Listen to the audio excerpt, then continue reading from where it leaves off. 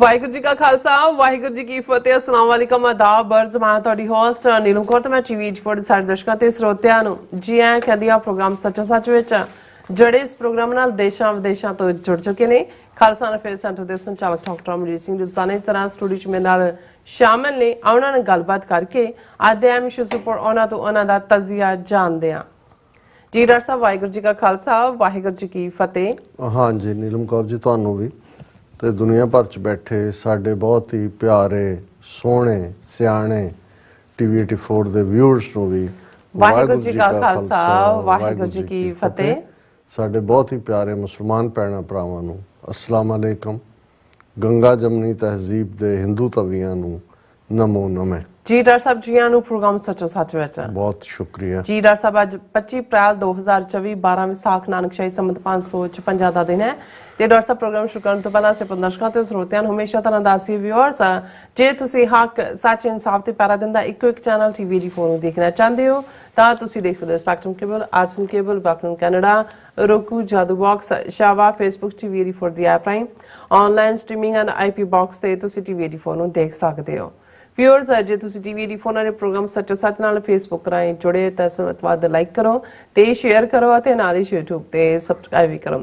ਇਹ ਵੀ ਦੱਸ ਦੇ ਕਿ ਤੁਸੀਂ ਟੀਵੀ 84 ਦੀ ਐਪ ਨੂੰ ਐਂਡਰੋਇਡ ਐਂਡ ਐਪ ਸਟੋਰ ਤੇ ਡਾਊਨਲੋਡ ਕਰਕੇ ਜੋ ਟੀਵੀ 84 ਦੀ ਲਾਈਵ ਸਟ੍ਰੀਮ ਹੈ ਉਸ ਨੂੰ ਤੁਸੀਂ 24 ਆਵਰਸ ਦੇਖ ਸਕਦੇ ਹੋ। ਸੋ ਵਿਊਅਰਸ ਪ੍ਰੋਗਰਾਮ ਦੀ ਸ਼ੁਰੂਆਤ ਕਰਨ ਜਾ ਰਹੇ ਹਾਂ ਦੀ ਸਪਾਂਸਰਸ਼ਿਪ ਦੇ ਵਾਲੇ ਨਾਲ। ਕਾਇਦੇ ਪ੍ਰੋਗਰਾਮ ਸੱਚੋ ਸੱਚ ਨੂੰ ਸਪਾਂਸਰ ਕੀਤਾ ਗਿਆ ਹੈ ਅੰਡਿਆਨਾ ਤੋਂ ਸਰਦਾਰ ਗੁਰਵਿੰਦਰ ਸਿੰਘ ਵਿਰਕ ਜਰਾ ਵੱਲੋਂ। ਸੋ ਇਹਨਾਂ ਨੇ ਅੱਜ ਦੀ ਸਪਾਂਸਰਸ਼ਿਪ ਆਪਣੀ ਪੋਤੀ ਵੀਰਾਂ ਕੋਟ ਦੇ ਚੌਥੇ ਜਨਮ ਦਿਨ ਦੀ ਖੁਸ਼ੀ ਵਿੱਚ ਭੇਜੀ ਹੈ। ਸੋ ਅਸੀਂ ਟੀਵੀ 84 ਅਦਾਰਾ ਜਿਹੜੀ ਸਮੁੱਚੀ ਟੀਮ ਹੈ ਬੱਚੀ ਵੀਰਾਂ ਕੋ ਨੂੰ ਜਨਮ ਦਿਨ ਦੀ ਬਹੁਤ ਬਹੁਤ ਵਧਾਈ ਦਿੰਦੇ ਹਾਂ। ਸੋ ਵਾਹਿਗੁਰੂ ਉਹਨਾਂ ਨੂੰ ਚੜ੍ਹਦੀ ਕਲਾ ਬਖਸ਼ੇ, ਲੰਮੀਆਂ ਉਮਰਾਂ ਕਰਨ ਵਾਹਿਗੁਰੂ।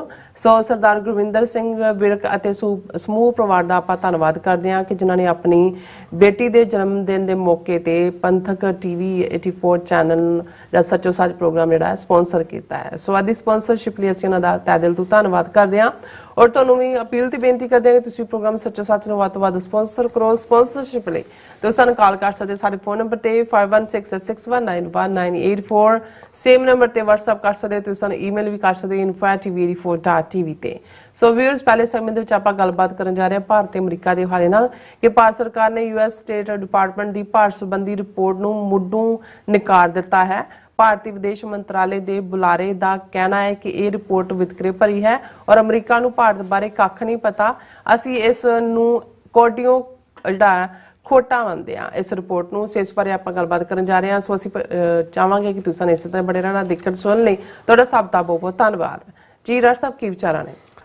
ਦੇਖੋ ਸਭ ਤੋਂ ਪਹਿਲਾਂ ਤਾਂ ਅਸੀਂ ਵੀਰ ਗੁਰਵਿੰਦਰ ਸਿੰਘ ਵਿਰਕ ਜੀ ਪਰਿਵਾਰ ਦਾ ਤੇ ਉਹਨਾਂ ਦੇ ਬਹੁਤ ਕਰੀਬੀ ਰਿਸ਼ਤੇਦਾਰ ਸਰ ਜਸਬੀਰ ਸਿੰਘ ਸੰਧੂ ਉਹਨਾਂ ਦਾ ਸ਼ੁਕਰੀਆ ਅਦਾ ਕਰਦੇ ਹਾਂ। ਸਮੁੱਚੇ ਪਰਿਵਾਰ ਨੂੰ ਬੱਚੀ ਵੀਰਾਂ ਕੌਰ ਬਹੁਤ ਖੂਬਸੂਰਤ ਨਾਂ ਹੈ ਉਹਨਾਂ ਉਸ ਦੇ ਚੌਥੇ ਜਨਮ ਦਿਨ ਦੀ ਮੁਬਾਰਕਬਾਦ ਵੀ ਦਿੰਦੇ। ਅੱਛਾ ਇਹ ਪਰਿਵਾਰ ਪੂਰੀ ਤਰ੍ਹਾਂ ਡੈਡੀਕੇਟਿਡ ਪੰਥਕ ਪਰਿਵਾਰ ਹੈ। ਡਾਕਟਰ ਰਣਜੀਤ ਸਿੰਘ ਹੋਰਾਂ ਨਾਲ ਵੀ ਇਹਨਾਂ ਦੀ ਅਥਾਹ ਮੁਹੱਬਤ ਰਹੀ ਹੈ। ਸਰ ਜਸਬੀਰ ਸਿੰਘ ਹੋਰੀ ਨਿਊਯਾਰਕ ਬੇਸਡ ਨੇ, ਵਿਰਕ ਸਾਹਿਬ ਵੀ ਪਹਿਲਾਂ ਨਿਊਯਾਰਕ ਸਨ, ਇੱਥੋਂ ਹੀ ਉਧਰ ਮੂਵ ਕੀਤੇ ਨੇ ਔਰ ਹਰ ਪੰਥਕ ਪ੍ਰੋਗਰਾਮ ਦੇ ਵਿੱਚ ਉਹਨਾਂ ਦਾ ਹਮੇਸ਼ਾ ਹੀ ਯੋਗਦਾਨ ਰਿਹਾ। ਜਿੱਥੇ ਖਾਲਿਸਤਾਨ ਰੈਫਰੈਂਡਮ ਨੂੰ ਲੈ ਕੇ ਪੂਰੀ ਡੈਡੀਕੇਸ਼ਨ ਹੈ ਉੱਥੇ ਉਹਨਾਂ ਦਾ ਬੰਦੀ ਸਿੰਘਾਂ ਦਾ ਮੁੱਦਾ, ਬੰਦੀ ਸਿੰਘਾਂ ਦੀ ਰਿਹਾਈ ਲਈ ਵੀ ਉਹ ਕਾਮਨਾ ਅਰਦਾਸ ਕਰਦੇ ਨੇ ਔਰ ਅਸੀਂ ਸਮਝਦੇ ਹਾਂ ਵੀ ਇਹ ਪੰਥਕ ਪਰਿਵਾਰ ਸਾਡਾ ਵੱਡਮੁੱਲਾ ਸਰਮਾਇਆ ਨੇ ਕਿਉਂਕਿ ਅਸੀਂ ਜਿੱਥੇ ਇੱਕ ਦੂਸਰੇ ਦੇ ਪੂਰਕ ਹੈ, ਇੱਕ ਦੂਸਰੇ ਨੂੰ ਉਤਸ਼ਾਹਿਤ ਕਰਦੇ ਹਾਂ, ਉੱਥੇ ਨਾਲ ਦੀ ਨਾਲ ਜਦੋਂ ਤੁਹਾਨੂੰ ਇਹ ਲੱਗਦਾ ਹੈ ਕਿ ਵੀ ਤੁਹਾਡੇ ਵਰਗੀ ਸੋਚ ਵਾਲੇ ਹੋਰ ਵੀ ਵੀਰ ਭੈਣਾਂ ਨੇ ਤਾਂ ਇਹ ਇੱਕ ਆਪਣੇ ਆਪ ਦੇ ਵਿੱਚ ਮੋਟੀਵੇਸ਼ਨ ਹੁੰਦੀ ਹੈ ਔਰ ਅੱਗੋਂ ਪਰਿਵਾਰਾਂ ਦੇ ਵਿੱਚ ਵੀ ਜਦੋਂ ਸਿੱਖੀ ਦੀ ਗੱਲ ਔਰ ਪੰਥਕ ਚੜ੍ਹਦੀ ਕਲਾ ਦੀ ਗੱਲ ਹੋਏਗੀ ਤੇ ਇਹ ਸਾਡੀਆਂ ਅਗਲੀਆਂ ਜਨਰੇਸ਼ਨਸ ਵੀ ਜਿਹੜੀਆਂ ਨੇ ਉਹ ਝੰਡਾ ਬਰਦਾਰ ਹੋਣਗੀਆਂ। ਸੋ ਅਸੀਂ ਜਿੱਥੇ ਵੀਰ ਜਸਬੀਰ ਸਿੰਘ ਜੀ ਉਹਨਾਂ ਦੀ ਸਿਹਤ ਦੀ ਕਾਮਨਾ ਕਰਦੇ ਹਾਂ, ਉਹਨਾਂ ਦੀ ਸਿਹਤਯਾਬੀ ਦੀ, ਉੱਥੇ ਬੱਚੀ ਵੀਰਾਂ ਕੌਰ ਉਹਨਾਂ ਦੀ ਜਿਹੜੀ ਸੁਨਹਿਰੀ ਜ਼ਿੰਦਗੀ ਗੁਰਮਤ ਦੇ ਰੰਗ ਵਿੱਚ ਰੰਗੀ ਹੋਈ ਔਰ ਅਕਸਰ ਬੱਚੇ ਬੱਚੀਆਂ ਦੇ ਜਨਮ ਦਿਨ ਮੌਕੇ ਜਦੋਂ ਗੁਰਬਾਣੀ ਦਾ ਇਹ ਸ਼ਬਦ ਗਾਇਨ ਕੀਤਾ ਜਾਂਦਾ ਹੈ ਕਿ ਪੂਤਾ ਮਾਤਾ ਕੀ ਆਸੀਸ ਨਿਮਕ ਨਾ ਬਿਸਰੋ ਤੁਮਕੋ ਹਰ ਹਰ सदा भजो जगदीश, सतगुर तुमको होए दयाला, संत संग तेरी प्रीत।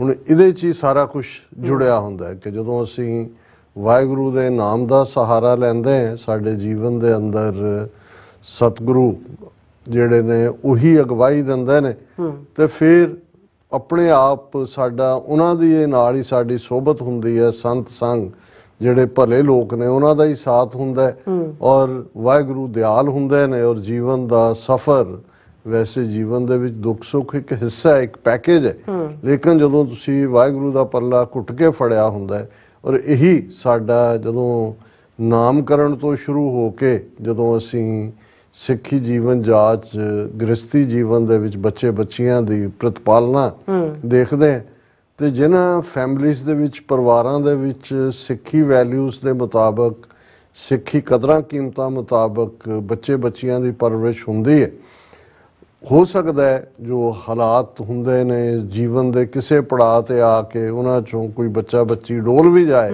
ਵਕਤੀ ਤੌਰ ਤੇ, ਪਰ ਜਦੋਂ ਤੁਸੀਂ ਬਚਪਨ ਦੇ ਵਿੱਚ ਉਹ ਨੀਹਾਂ ਉਹ ਫਾਊਂਡੇਸ਼ਨਸ ਮਜ਼ਬੂਤ ਕੀਤੀਆਂ ਹੁੰਦੀਆਂ ਨੇ, ਉਹ ਫਿਰ ਵਾਪਸ ਪਰਤ ਆਉਂਦੇ ਨੇ। ਔਰ ਅਸੀਂ ਕਾਮਨਾ ਕਰਦੇ ਹਾਂ ਬੱਚੀ ਵੀਰਾਂ ਕੌਰ ਹਮੇਸ਼ਾ ਚੜ੍ਹਦੀ ਕਲਾ 'ਚ ਹੋਣ, ਸਤਿਗੁਰੂ ਉਹਨਾਂ ਨੂੰ ਨਾਮਦਾਨ ਸਿੱਖੀ ਪਿਆਰ ਬਖਸ਼ਣ। ਅਸੀਂ ਸਾਡੇ ਪਿਛਲੇ ਦੋਨੋਂ ਪ੍ਰੋਗਰਾਮ ਹੈਵੀਲੀ ਲੋਡਡ ਸੀ।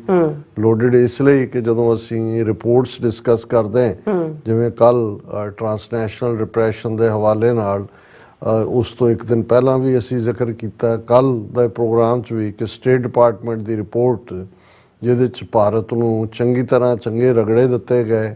ਪਹਿਲੀ ਵਾਰ ਭਾਰਤ ਦੇ ਉੱਤੇ ਟਰਾਂਸਨੈਸ਼ਨਲ ਰਿਪਰੈਸ਼ਨ ਦਾ ਦੋਸ਼ ਵੀ ਲੱਗਾ। ਔਰ ਫਿਰ ਇਸ ਤੋਂ ਇਲਾਵਾ ਇੱਕ ਸਾਡਾ topic of discussion doctor Jasmeet Kaur Bains, ਜਿਨ੍ਹਾਂ ਨੇ ਟਰਾਂਸਨੈਸ਼ਨਲ ਰਿਪਰੈਸ਼ਨ ਦੇ ਉੱਤੇ ਕੈਲੀਫੋਰਨੀਆ ਅਸੈਂਬਲੀ ਦੇ ਵਿੱਚ ਵੀ ਬਿੱਲ ਇੰਟਰੋਡਿਊਸ ਕੀਤਾ, ਉਸ ਦਾ ਜ਼ਿਕਰ ਸੀ, ਔਰ ਉਸ ਨੂੰ ਵੀ ਸਾਡੇ ਬਹੁਤ ਸਾਰੇ ਦਰਸ਼ਕਾਂ ਵੱਲੋਂ ਪਸੰਦ ਕੀਤਾ ਗਿਆ। ਹਾਲਾਂ ਜਿਹੜਾ ਕਾਮਨ ਵਿਊਅਰ ਹੁੰਦਾ ਉਹਨਾਂ ਨੂੰ ਤਾਂ ਬਹੁਤ ਸਾਰਾ ਚਟਪਟਾ ਮਸਾਲਾ ਚਾਹੀਦਾ ਹੁੰਦਾ, ਇਹਦੇ ਜਦੋਂ ਅਸੀਂ ਕਰਦੇ ਹਾਂ ਉਹਦੀ ਆਥੈਂਟਿਸਿਟੀ ਪ੍ਰੂਵ ਕਰਨ ਲਈ ਸਾਨੂੰ ਅੰਗਰੇਜ਼ੀ ਵੀ ਪੜ੍ਹਨੀ ਪੈਂਦੀ ਹੈ, ਨਾਲ ਉਹਦਾ ਤਰਜਮਾ ਵੀ ਹੁੰਦਾ, ਪਰ ਕਈ ਵਾਰੀ ਉਹ ਫਿਰ ਚਟਪਟਾ ਕੰਟੈਂਟ ਤਾਂ ਨਹੀਂ ਹੁੰਦਾ। ਪਰ ਜਿਹੜੇ ਸੀਰੀਅਸ ਬਾਕੀ ਮੁਲਕਾਂ ਦੇ ਵਿੱਚ ਵੀ ਪੰਥਕ ਲੌਬੀ ਕਰਦੇ ਨੇ, ਉਹਨਾਂ ਦੇ ਲਈ ਜਿਹੜਾ ਹੈ ਫੂਡ ਫਾਰ ਥਾਟ ਵੀ ਹੁੰਦਾ, ਔਰ ਉਹਨਾਂ ਦੇ ਲਈ ਇਹ ਇੱਕ ਕਾਈਂਡ ਆਫ ਐਗਜ਼ਾਮਪਲ ਵੀ ਹੁੰਦੀ ਹੈ ਕਿ ਕਿਵੇਂ ਲੌਬੀ ਕੀਤੀ ਜਾਂਦੀ ਹੈ ਜਾਂ ਕਿਹੜੇ ਕਿਹੜੇ ਨੁਕਤੇ ਨੇ। ਜਿਵੇਂ ਆਸਟ੍ਰੇਲੀਆ ਦੇ ਵਿੱਚ ਸਾਡੇ ਵੀਰ ਭੈਣਾਂ ਨੇ ਉਹ ਬਹੁਤ ਵਾਰ ਅਮਰੀਕਾ ਦਾ ਮਾਡਲ ਫੋਲੋ ਕਰਦੇ ਨੇ, ਔਰ ਇਸੇ ਤਰ੍ਹਾਂ ਹੋਰ ਥਾਵਾਂ ਤੇ ਵੀ ਹੈ। ਔਰ ਜਿਵੇਂ ਅਸੀਂ ਜਦੋਂ ਯੂਕੇ ਦੀ ਅਦਾਲਤ ਦਾ ਜ਼ਿਕਰ ਕੀਤਾ ਕਿ ਭਾਈ ਕਿਵੇਂ ਜਿਹੜਾ ਸਿੱਖ ਕੋਰਟ ਉਹਨਾਂ ਨੇ ਬਣਾਇਆ, ਔਰ ਉਹਦੇ 'ਚ ਕਿਵੇਂ 30 ਤੋਂ ਜ਼ਿਆਦਾ ਮੈਜਿਸਟ੍ਰੇਟ, ਕਿੰਨੇ ਜੱਜ, ਔਰ ਉਹ ਸਾਰੇ ਵਕੀਲ ਬੀਬੀਆਂ ਔਰ ਸਿੰਘ ਨੇ, ਜ਼ਿਆਦਾ ਬੀਬੀਆਂ ਨੇ ਉਸ ਦੇ ਵਿੱਚ, ਔਰ ਉਸ ਦੀਆਂ ਹੁਣ ਡਿਟੇਲਸ ਵੀ ਸਾਹਮਣੇ ਆਉਣੀਆਂ ਸ਼ੁਰੂ ਹੋਈਆਂ ਨੇ ਕਿ ਭਾਈ ਈਵਨ ਫੈਮਿਲੀ ਡਿਸਪਿਊਟ ਹੈ ਤਾਂ ਜਿਵੇਂ ਮੈਂ ਕਿਹਾ ਸੀ ਵੀ ਸਾਲਸੀ ਕੋਰਟ ਨੇ ਆਰਬਿਟ੍ਰੇਸ਼ਨ ਦੋਨੋਂ ਧਿਰਾਂ ਲਿਖ ਕੇ ਦੇਣਗੀਆਂ, ਉਹੀ ਬਾਈਂਡਿੰਗ ਹੁੰਦਾ ਹੈ। ਲੇਕਿਨ ਇਹ ਇੱਕ ਆਪਣੇ ਆਪ ਦੇ ਵਿੱਚ ਇਹ ਨਹੀਂ ਹੈ ਕਿ ਵੀ ਇਹ ਕੋਈ ਜੁਡੀਸ਼ੀਅਲ ਕੋਰਟ ਸਿਸਟਮ ਨੂੰ ਚੈਲੰਜ ਹੈ, ਰਾਦਰ ਉਹਨਾਂ ਦੇ ਕੰਮ ਨੂੰ ਹਲਕਾ ਕਰਨਾ ਹੈ। ਔਰ ਦੂਸਰੇ ਪਾਸੇ ਜਿਹੜੇ ਚੈਲੰਜਸ ਕਮਿਊਨਿਟੀ ਦੇ ਵਿੱਚ ਆ ਰਹੇ ਨੇ ਸਾਡੀਆਂ, ਜਿਵੇਂ ਫੈਮਿਲੀਜ਼ ਨੇ, ਕਲਚਰਲ ਰਿਫਟ ਹੈ, ਕਈ ਵਾਰ ਕਈ ਕੁਛ ਐਸਾ ਚੱਲ ਰਿਹਾ ਹੁੰਦਾ ਹੈ, ਫੈਮਿਲੀ ਵਾਇਲੈਂਸ ਹੈ, ਪ੍ਰੋਪਰਟੀ ਦੇ ਝਗੜੇ ਵੀ ਨੇ, ਗੁਰਦੁਆਰਿਆਂ ਦੇ ਝਗੜੇ ਵੀ ਉਹਦੇ 'ਚ ਸ਼ਾਮਲ ਹੋ ਜਾਂਦੇ ਨੇ। ਸੋ ਜੇ ਉਹਨਾਂ ਨੂੰ ਪੰਥਕ, ਔਰ ਉਹਨਾਂ ਨੇ ਬਿਲਕੁਲ ਠੀਕ ਕਿਹਾ ਜੀ, ਮੈਂ ਥੋੜੀ ਹੋਰ ਡਿਟੇਲ ਵੀ ਜਾਣਿਆ ਕਿ ਭਾਈ ਅਸੀਂ ਕੋਈ ਧਾਰਮਿਕ ਅਦਾਲਤ ਨਹੀਂ ਹੈ, ਅਸੀਂ ਉਵੇਂ ਹੀ, ਕਿਉਂਕਿ ਉਹ ਸਾਰੇ ਟ੍ਰੇਨਡ ਵਕੀਲ ਜੱਜ ਨੇ, ਪਰ ਅਸੀਂ ਫੈਸਲੇ ਗੁਰਮਤ ਦੀ ਰੌਸ਼ਨੀ ਵਿੱਚ ਕਰਨ ਦਾ ਇਰਾਦਾ ਰੱਖਦੇ ਹਾਂ। ਇਹੀ ਕਾਰਨ ਹੈ ਕਿ ਉਹਨਾਂ ਨੇ ਮੈਜਿਸਟ੍ਰੇਟਸ ਨੇ ਔਰ ਜੱਜਾਂ ਨੇ ਜਿਹੜੀ ਸਹੁੰ ਚੁੱਕੀ ਉਹ 5 ਪਿਆਰਿਆਂ ਦੀ ਮੌਜੂਦਗੀ ਵਿੱਚ ਚੁੱਕੀ। ਹੁਣ ਇਹ ਇੱਕ ਬੜੀ ਵਧੀਆ ਜਿਹੜੀ ਆ ਉਹਨਾਂ ਨੇ ਐਗਜ਼ਾਮਪਲ ਸੈੱਟ ਕੀਤੀ। ਸਾਡੇ ਵੀਰ GC ਸਿੰਘ ਹਿਊਸਟਨ ਤੋਂ ਉਹਨਾਂ ਨੇ ਸਾਨੂੰ ਲਿਖਿਆ ਵੀ ਇਸ ਤੇ ਤੁਸੀਂ ਡਿਸਕਸ ਕਰੋ। ਮੈਂ ਕਿਹਾ ਕਿ ਵੀ ਅਸੀਂ ਆਲਰੇਡੀ ਡਿਸਕਸ ਕੀਤਾ ਵੀ ਹੈ, ਪਰ ਮੈਂ ਸਮਝਦਾ ਹਾਂ ਵੀ ਜਿਵੇਂ ਅਸੀਂ ਜੇ ਕੋਈ ਲੌਬਿੰਗ ਦਾ ਮਾਡਲ ਇੱਥੇ ਦੇਖਦੇ ਹਾਂ, ਉਹ ਆਸਟ੍ਰੇਲੀਆ ਜਾਂ ਨਿਊਜ਼ੀਲੈਂਡ ਜਾਂ ਦੂਸਰਿਆਂ ਨੂੰ ਲੱਗਦਾ ਹੈ ਕਿ ਵੀ ਉਹਦਾ ਫੋਲੋ ਕੀਤਾ ਜਾ ਸਕਦਾ ਹੈ। ਜਿਵੇਂ ਇਹ UK ਦਾ ਮਾਡਲ ਹੈ, ਮੈਨੂੰ ਇਹ ਲੱਗਦਾ ਕਿ ਵੀ ਸਾਨੂੰ ਅਮਰੀਕਾ ਕੈਨੇਡਾ ਸਾਰੇ ਮੁਲਕਾਂ ਦੇ ਵਿੱਚ ਹੁਣ ਤਾਂ ਹੰਡਰਡਸ ਆਫ ਸਿੰਘ ਸਿੰਘਣੀਆਂ ਨੇ ਜਿਹੜੇ ਲੀਗਲ ਫਰੈਟਰਨਿਟੀ ਚ ਨੇ ਔਰ ਮੇਰਾ ਖਿਆਲ ਐਸੋਸੀਏਸ਼ਨਸ ਵੀ ਐਗਜ਼ਿਸਟ ਕਰਦੀਆਂ ਜੀ ਔਰ ਉਹਦੇ ਚ ਇਹ ਜਿਹੜਾ ਜੇ ਅਸੀਂ ਅੱਗੇ ਆ ਕੇ ਇਸ ਕਿਸਮ ਦਾ ਕਰਾਂਗੇ ਤੇ ਇਹ ਸਾਡਾ ਜਿੱਥੇ ਇੱਕ ਆਪਣੇ ਆਪ ਦੇ ਵਿੱਚ ਜਿਹੜਾ ਸਾਡਾ ਨੇਸ਼ਨਹੁੱਡ ਹੈ ਉਸ ਦਾ ਵੀ ਪ੍ਰਤੀਕ ਔਰ ਵੈਸੇ ਵੀ ਜੇ ਤੁਸੀਂ ਸਿੱਖ ਰਹਿਤਨਾਮਿਆਂ ਵੱਲ ਜਾਓ ਤੇ ਉਸ ਦੇ ਵਿੱਚ ਪੁਰਾਤਨ ਉਸ ਪੀਰੀਅਡ 'ਚ ਹਾਲਾਂ ਇੱਕ ਸਿੰਘ ਤਾਂ ਉਹ ਸਨ ਜਿਹੜੇ ਬਾਗੀ ਸਨ ਜਿਹੜੇ ਜੰਗਲਾਂ ਦੇ ਵਿੱਚ ਰਹਿੰਦੇ ਸੀ ਪਰ ਜਿਹੜੇ ਸਿਵਲ ਲਾਈਫ ਦੇ ਵਿੱਚ ਵੀ ਰਹਿੰਦੇ ਸੀ ਟੈਕਸ ਵੀ ਦੇ ਰਹੇ ਸੀ ਆਪਣਾ ਉਸ ਸਿਸਟਮ ਦੇ ਵਿੱਚ ਵੀ ਸੀ ਉਹ ਜਿਹੜੇ ਉਹਨਾਂ ਦੇ ਝਗੜੇ ਸੀ ਉਹ ਕਾਜ਼ੀ ਅਦਾਲਤ 'ਚ ਨਹੀਂ ਸੀ ਜਾਂਦੇ ਉਹ ਆਪਣੇ ਔਰ ਜਿਵੇਂ ਸਾਡਾ ਕਨਸੈਪਟ ਪੰਜਾਂ ਦਾ ਹੈਗਾ ਤੁਸੀਂ ਉਹਨਾਂ ਨੂੰ ਜਿਹੜਾ ਉਹਨਾਂ ਦੇ ਸਾਹਮਣੇ ਸੰਗਤ ਦੇ ਰੂਪ 'ਚ ਲੈ ਆਉਂਦੇ ਹੋ ਆਪਸ ਦੇ ਵਿੱਚ ਬੈਠ ਕੇ ਇਹ ਜਿਹੜਾ ਕਨਸੈਪਟ ਹੈ ਇਹ ਆਪਣੇ ਆਪ ਦੇ ਵਿੱਚ ਇੱਕ ਤਾਂ ਤੁਸੀਂ ਖਰਚੇ ਤੋਂ ਬਚਦੇ ਹੋ ਬੇਮਤਲਬ ਔਰ ਜਦੋਂ ਇਸ ਢੰਗ ਦੇ ਨਾਲ ਸਾਲਸੀ ਜਾਂ ਆਰਬਿਟ੍ਰੇਸ਼ਨ ਹੁੰਦੀ ਹੈ ਤੁਹਾਡੇ ਆਪਸੀ ਰਿਸ਼ਤੇ ਵੀ ਜਿਹੜੇ ਨੇ ਉਹ ਬਿਟਰ ਨਹੀਂ ਹੁੰਦੇ ਉਹ ਵਾਪਸ ਸਥਾਪਿਤ ਹੁੰਦੇ ਨੇ ਤੇ ਜਦੋਂ ਅਸੀਂ ਅਦਾਲਤੀ ਸਿਸਟਮ ਵੱਲ ਜਾਂਦੇ ਹਾਂ ਫਿਰ ਅਸੀਂ ਦੇਖਦੇ ਹਾਂ ਵੀ ਆਪਣੇ ਗਲਤ ਨੁਕਤੇ ਨੂੰ ਵੀ ਠੀਕ ਸਾਬਤ ਕਰਨ ਲਈ ਤੇ ਠੀਕ ਨੁਕਤੇ ਨੂੰ ਵੀ ਠੀਕ ਸਾਬਤ ਕਰਨ ਲਈ ਤੁਹਾਨੂੰ ਗਵਾਹਾਂ ਦਾ ਸਹਾਰਾ ਲੈਣਾ ਪੈਂਦਾ ਹੈ ਝੂਠ ਬੋਲਿਆ ਜਾਂਦਾ ਹੈ ਦੋਵੇਂ ਤਰ੍ਹਾਂ ਝੂਠ ਬੋਲ ਰਹੀਆਂ ਹੁੰਦੀਆਂ ਨੇ ਜੱਗ ਹਸਾਈ ਵੀ ਹੋ ਰਹੀ ਹੁੰਦੀ ਹੈ ਤੁਸੀਂ ਆਪਣਾ ਪੈਸਾ ਵੀ ਔਰ ਗੁਰਦੁਆਰਿਆਂ ਦੇ ਮਾਮਲੇ 'ਚ ਗੁਰਦੁਆਰਿਆਂ ਦਾ ਪੈਸਾ ਵੀ ਜਿਹੜਾ ਬਰਬਾਦ ਕਰ ਰਹੇ ਹੁੰਦੇ ਹੋ ਸੋ ਅਸੀਂ as a nation 35 million Sikh nation ਅਸੀਂ ਆਪਣੇ ਅੱਗੇ ਵੱਧ ਰਹੇ ਔਰ ਉਹ ਸਾਰੇ ਦੇ ਨਾਲ ਜਿਹੜੀਆਂ ਚੈਲੰਜਸ ਵੀ ਵੱਧ ਰਹੇ ਨੇ ਜਿਹਨਾਂ ਸੁਸਾਇਟੀਜ਼ 'ਚ ਅਸੀਂ ਜਾਂਦੇ ਹਾਂ ਉਹਨਾਂ ਦੇ ਨਾਲ ਵੀ ਸਾਡੇ ਬੱਚੇ ਬੱਚੀਆਂ ਉਹਨਾਂ ਕਲਚਰਸ ਦੇ ਨਾਲ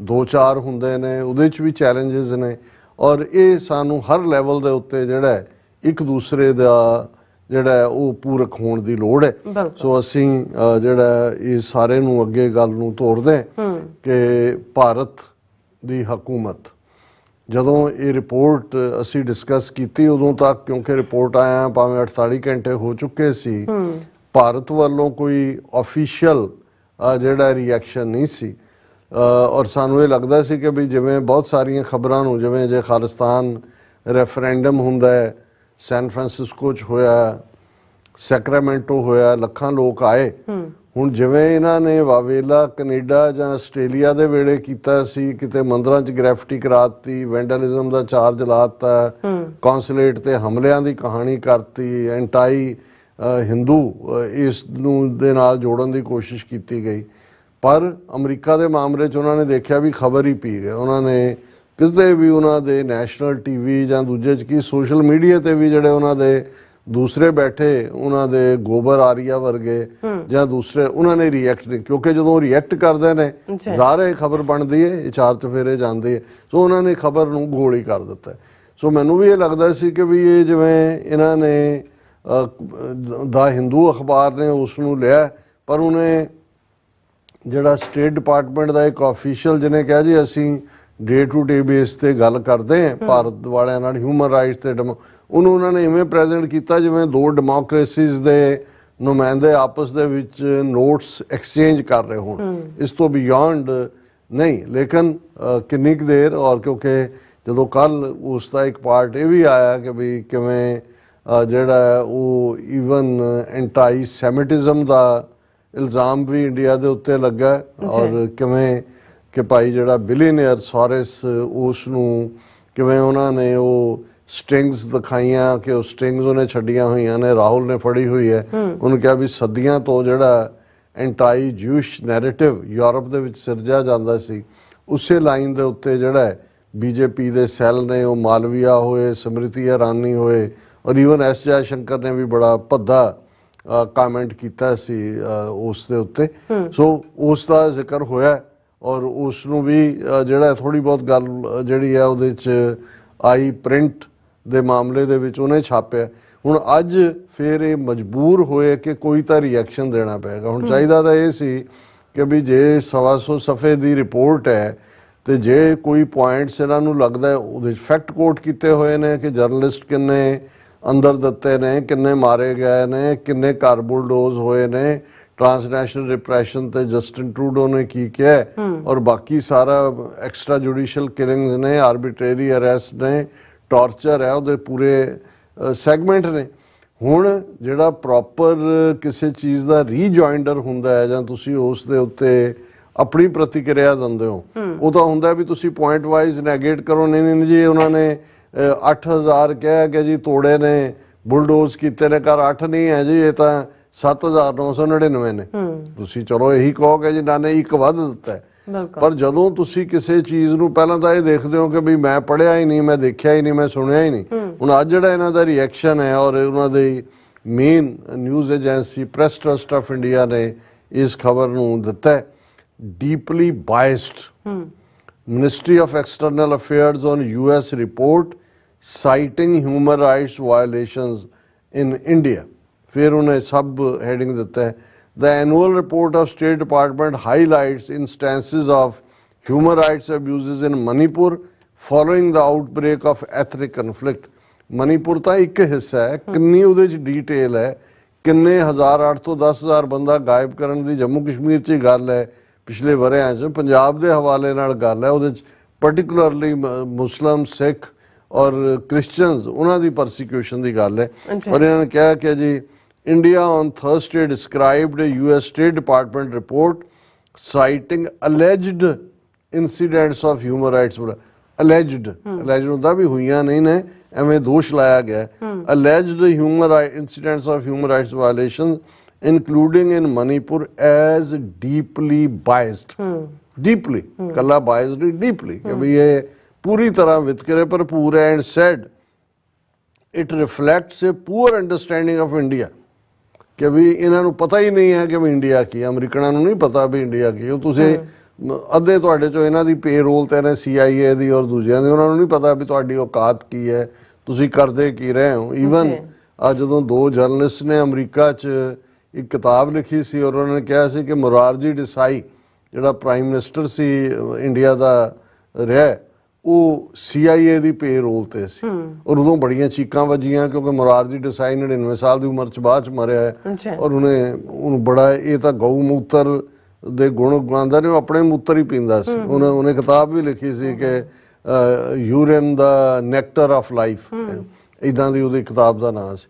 ਔਰ ਉਹਨਾਂ ਨੇ ਜਰਨਲਿਸਟ ਨੇ ਕਿਹਾ ਵੀ ਇਹ CIA ਦੀ ਪੇਰੋਲ ਤੇ ਹੈ ਔਰ ਉਦੋਂ ਇਹ ਹੋਇਆ ਕਿ ਜੀ ਉਹਨੇ ਮੁਕੱਦਮਾ ਕਰਤਾ ਇੱਥੇ ਅਮਰੀਕਾ 'ਚ ਕਰਕੇ ਕਿ ਝੂਠਾ ਇਲਜ਼ਾਮ, ਬਾਅਦ 'ਚੋਂ ਵਾਪਸ ਲਿਆ ਕਿਉਂਕਿ ਉਹਨਾਂ ਦੀ ਪੇਰੋਲ ਤੇ ਸੀ। ਹੁਣ ਉਹ ਗਾਂਧੀਅਨ ਜਿਹੜਾ ਕਿ ਗਾਂਧੀ ਤੋਂ ਬਾਅਦ ਗਾਂਧੀ ਦੇ ਲਾਈਫ ਸਟਾਈਲ ਤੇ ਔਰ ਦੂਜੇ ਦੇ ਨਾਲ ਉਹ ਆਪਣਾ ਮੂਤਰ ਪੀਣ ਤੱਕ ਜਾਂਦਾ ਸੀ, ਉਹ ਵੀ CIA ਦੇ ਸੀ। ਤੇ ਇਹਨਾਂ ਸਾਰਿਆਂ ਦੀ ਔਕਾਤ ਤਾਂ ਇਹ ਜਦੋਂ ਮਰਜ਼ੀ ਇਹਨਾਂ ਨੂੰ ਫੜਕਾ ਕੇ ਥੱਲੇ ਸੁੱਟ ਲੈਣ, ਪਰ ਉਹ ਕਹਿ ਰਹੇ ਨੇ ਨਹੀਂ ਇਹ ਅਮਰੀਕਾ ਨੂੰ ਨਹੀਂ ਪਤਾ ਹੈ ਕਿ we as deeply biased it reflects a poor understanding of India and it attaches no value to it ਕਿ ਸਾਡੇ ਲਈ ਆ ਜਿਹੜੀ ਰਿਪੋਰਟ ਹੈ ਇਹ ਕੋਡੀਆਂ ਖੋਟੀ ਹੈ, ਅਸੀਂ ਇਹਨੂੰ ਬਿਲਕੁਲ ਨਹੀਂ ਜਿਹੜਾ ਉਸ ਨੂੰ ਕਰਦੇ। ਫਿਰ ਉਹਨਾਂ ਨੇ ਅੱਗੇ ਸਟੇਟ ਡਿਪਾਰਟਮੈਂਟ ਰਿਪੋਰਟ ਦੇ ਵਿੱਚ ਕਿਹਾ ਕੀ ਹੈ ਉਹਦਾ ਜ਼ਿਕਰ ਕੀਤਾ ਔਰ ਅਸੀਂ ਇਹਨੂੰ ਕਿਉਂਕਿ ਕੱਲ ਡਿਸਕਸ ਕਰ ਚੁੱਕੇ ਹਾਂ ਇਸ ਲਈ ਮੈਂ ਇਹਨਾਂ ਨੁਕਤਿਆਂ ਨੂੰ ਰਿਪੀਟ ਨਹੀਂ ਕਰਾਂਗਾ।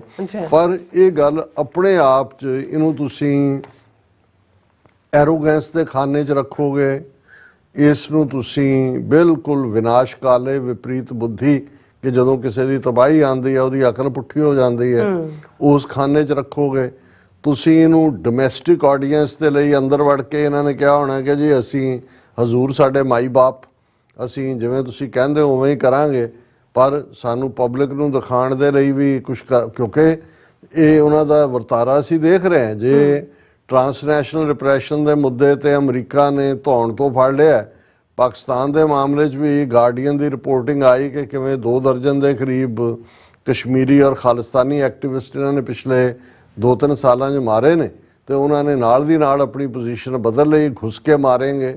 ਔਰ ਈਵਨ ਮੋਦੀ ਨੇ ਵੀ ਉਸ ਦਾ ਕ੍ਰੈਡਿਟ ਲੈਣਾ ਸ਼ੁਰੂ ਕੀਤਾ ਹੈ। S ਜੈ ਸ਼ੰਕਰ ਨੇ ਵੀ ਜਿਹੜਾ ਇਸ ਨੂੰ ਜਸਟੀਫਾਈ ਕੀਤਾ ਕਿ ਜੀ ਅਸੀਂ ਜਿੱਥੇ ਵੀ ਫਿਰ ਟੈਰਰਿਜ਼ਮ ਹੋਏਗਾ ਅਸੀਂ ਉੱਥੇ ਜਾ ਕੇ ਕਰਾਂਗੇ। ਸੋ ਇਹ ਇਹਨਾਂ ਦਾ ਇੱਕ ਪਾਰਟ ਰਿਹਾ ਔਰ ਜਿਸ ਹੱਦ ਤੱਕ ਜਾ ਕੇ ਹੁਣ ਮੋਦੀ ਔਰ ਦੂਸਰੇ ਨਫ਼ਰਤ ਦੇ ਉੱਤੇ ਮਬਨੀ ਉਹਨਾਂ ਦਾ ਪ੍ਰਚਾਰ ਹੈ, ਅੰਡਰਸਟੈਂਡੇਬਲ ਹੈ ਵੀ ਸਟੇਜ ਦੇ ਉੱਤੇ ਇਹਨਾਂ ਦਾ ਇਸ ਕਿਸਮ ਦਾ ਡਿਫਾਇੰਸ ਦਾ ਮੋਡ ਰੱਖਣਾ ਇਹ ਦੱਸਣ ਨੂੰ ਹੈ ਕਿ ਜੀ ਦੇਖੋ ਮੋਦੀ ਇੰਨਾ ਵੱਡਾ ਵਿਸ਼ਵ ਗੁਰੂ ਭਾਰਤ ਨੂੰ ਮੋਦੀ ਨੇ ਬਣਾ ਦਿੱਤਾ ਕਿ ਮੋਦੀ ਨੂੰ ਕੋਈ ਪਰਵਾਹ ਨਹੀਂ ਹੈ, ਮੋਦੀ ਕੋਈ ਅਮਰੀਕਾ ਦੀ ਪਰਵਾਹ ਨਹੀਂ ਕਰਦਾ। ਹੁਣ ਓਵਰਆਲ ਇਹਨਾਂ ਦੀ ਫੋਰਨ ਪਾਲਿਸੀ ਦਾ ਹਾਲ ਕੀ ਹੈ, ਕਿਸ ਹੱਦ ਤੱਕ ਐਸ ਜੈਸ਼ੰਕਰ ਦੀ ਕਮਾਨ ਥੱਲੇ ਇਹਨਾਂ ਦਾ ਥੱਲਾ ਲੱਗਾ ਹੋਇਆ ਹੈ।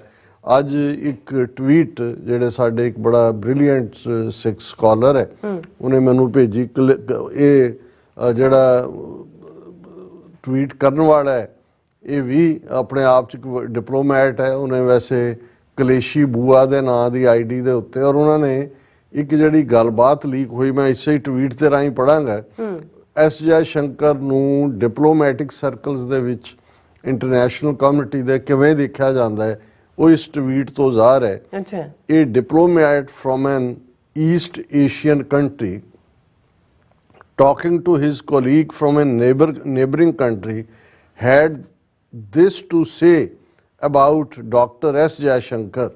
ਉਹਨਾਂ ਨੇ ਕਿਹਾ ਵੀ ਉਹ ਹੁਣ ਬੈਠੇ ਨੇ, ਇੱਕ ਈਸਟ ਏਸ਼ੀਅਨ ਕੰਟਰੀ ਦਾ ਡਿਪਲੋਮੈਟ ਹੈ, ਉਹਦੇ ਨਾਲ ਦੂਸਰਾ ਡਿਪਲੋਮੈਟ ਬੈਠਾ ਹੋਇਆ ਕੋਲੀਗ ਨਾਲ ਦੇ ਮੁਲਕ ਦਾ, ਤੇ ਐਸ ਜੈਸ਼ੰਕਰ ਜਿਹਨੂੰ ਇਹਨੇ ਲਿਖਿਆ ਬਫੂਨ ਹੁੰਦਾ ਭੰਡ, ਜੋਕਰ, ਕਮੇਡੀਅਨ, ਸਰਕਸ ਦੇ ਵਿੱਚ ਹਸਾਨ ਵਾਲਾ, ਇਹ ਸਾਰੇ ਹੀ ਬਫੂਨ ਦੇ ਨਾਲ ਆਉਂਦੇ ਕਿ ਵੀ ਐਸ ਜੈਸ਼ੰਕਰ ਸਟੇਜ ਤੇ ਜਿਹੜਾ ਬੋਲ ਰਿਹਾ ਵਾਜ਼ ਰੈਂਬਲਿੰਗ ਅਵੇ ਔਨ ਸਟੇਜ। ਉਹਨੇ ਇੱਕ ਡਿਪਲੋਮੈਟ ਦੂਜੇ ਨੂੰ ਜਿਹੜਾ ਮਾਈਕ ਰਾਹੀਂ ਫੜਿਆ ਗਿਆ ਔਰ ਬਾਅਦ ਦੇ ਵਿੱਚ ਇਹਨਾਂ ਦਾ ਜੋਕ ਬਣਿਆ ਕਿ I won't call him stupid, he is very bright capital 'ਚ ਹੈ ਕਿ ਵੀ ਮੈਂ ਇਹਨੂੰ ਮੂਰਖ ਨਹੀਂ ਕਹਿੰਦਾ, ਇਹ ਬਹੁਤ ਬ੍ਰਾਈਟ ਹੈ, but he is also pathologically lazy and morally a coward, कि पैथोलॉजी बीमार है, लेजी है और कॉवर्ड है, मॉरली इखलाकी तौर के उत्ते बिल्कुल डरपोक है। Jaishankar works very hard to be what my kids today call an influencer.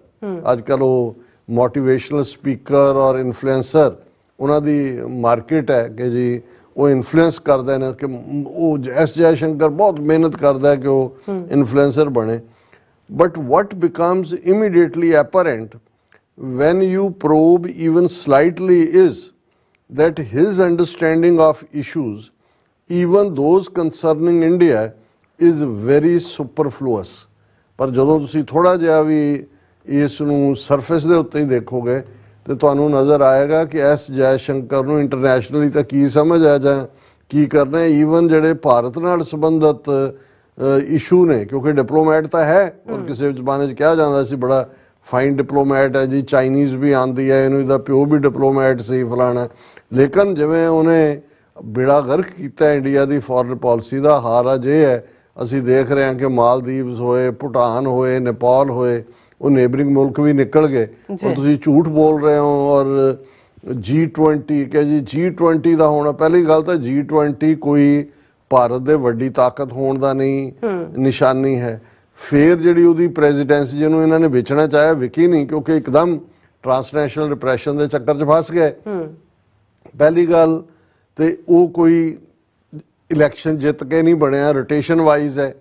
ਇਸ ਤੋਂ ਪਹਿਲਾਂ G20 ਹੁਣ ਦਿੱਲੀ 'ਚ ਹੋਇਆ, ਇਸ ਤੋਂ ਪਹਿਲਾਂ ਬਾਲੀ 'ਚ ਹੋਇਆ ਸੀ ਇੰਡੋਨੇਸ਼ੀਆ 'ਚ। ਈਵਨ ਉਹਦੀ ਕੋਈ ਆਊਟਪੁੱਟ ਨਾ ਉਹਦੇ 'ਚ ਰਸ਼ੀਅਨ ਪ੍ਰੈਜ਼ੀਡੈਂਟ ਪੁਤਿਨ ਆਇਆ ਨਾ ਚਾਈਨੀਜ਼ ਸ਼ੀ ਜਿਨਪਿੰਗ ਆਇਆ, ਜਿਹੜੇ ਕਿ ਬਾਲੀ ਵਾਲੇ 'ਚ ਜਿਹੜੀ ਵੱਡੀ ਫੇਲਿਅਰ ਸੀ। ਫਿਰ ਜੁਆਇੰਟ ਸਟੇਟਮੈਂਟ ਵੀ ਜਿਹੜੀ ਈਵਨ ਬਾਲੀ ਦੀ ਡੈਕਲੇਰੇਸ਼ਨ ਸੀ ਉਹੀ ਵਾਟਰ ਡਾਊਨ ਸੀ, ਔਰ ਉੱਥੇ ਜੇ 200 ਹੋਰਡਿੰਗ ਲੱਗੇ ਸੀ ਤਾਂ 170 ਮੋਦੀ ਦੇ ਲੱਗੇ ਸੀ, ਜਿਹਦੇ 'ਚ ਬਟ ਆਫ ਜੋਕਸ ਬਣਿਆ ਔਰ ਮੀਡੀਆ ਨੇ ਦੇਖਿਆ ਕਿ ਬਈ ਬੜੇ ਬੜੇ ਲਾ ਕੇ ਤਖਤੇ ਜਿਹੜਾ ਉਹ ਗਰੀਬਾਂ ਦੀਆਂ ਜਿਹੜੀਆਂ ਝੁੱਗੀਆਂ ਨੇ ਦੂਜੇ ਪਾਸੇ ਉਹ ਕਵਰ ਕੀਤੀਆਂ ਹੋਈਆਂ।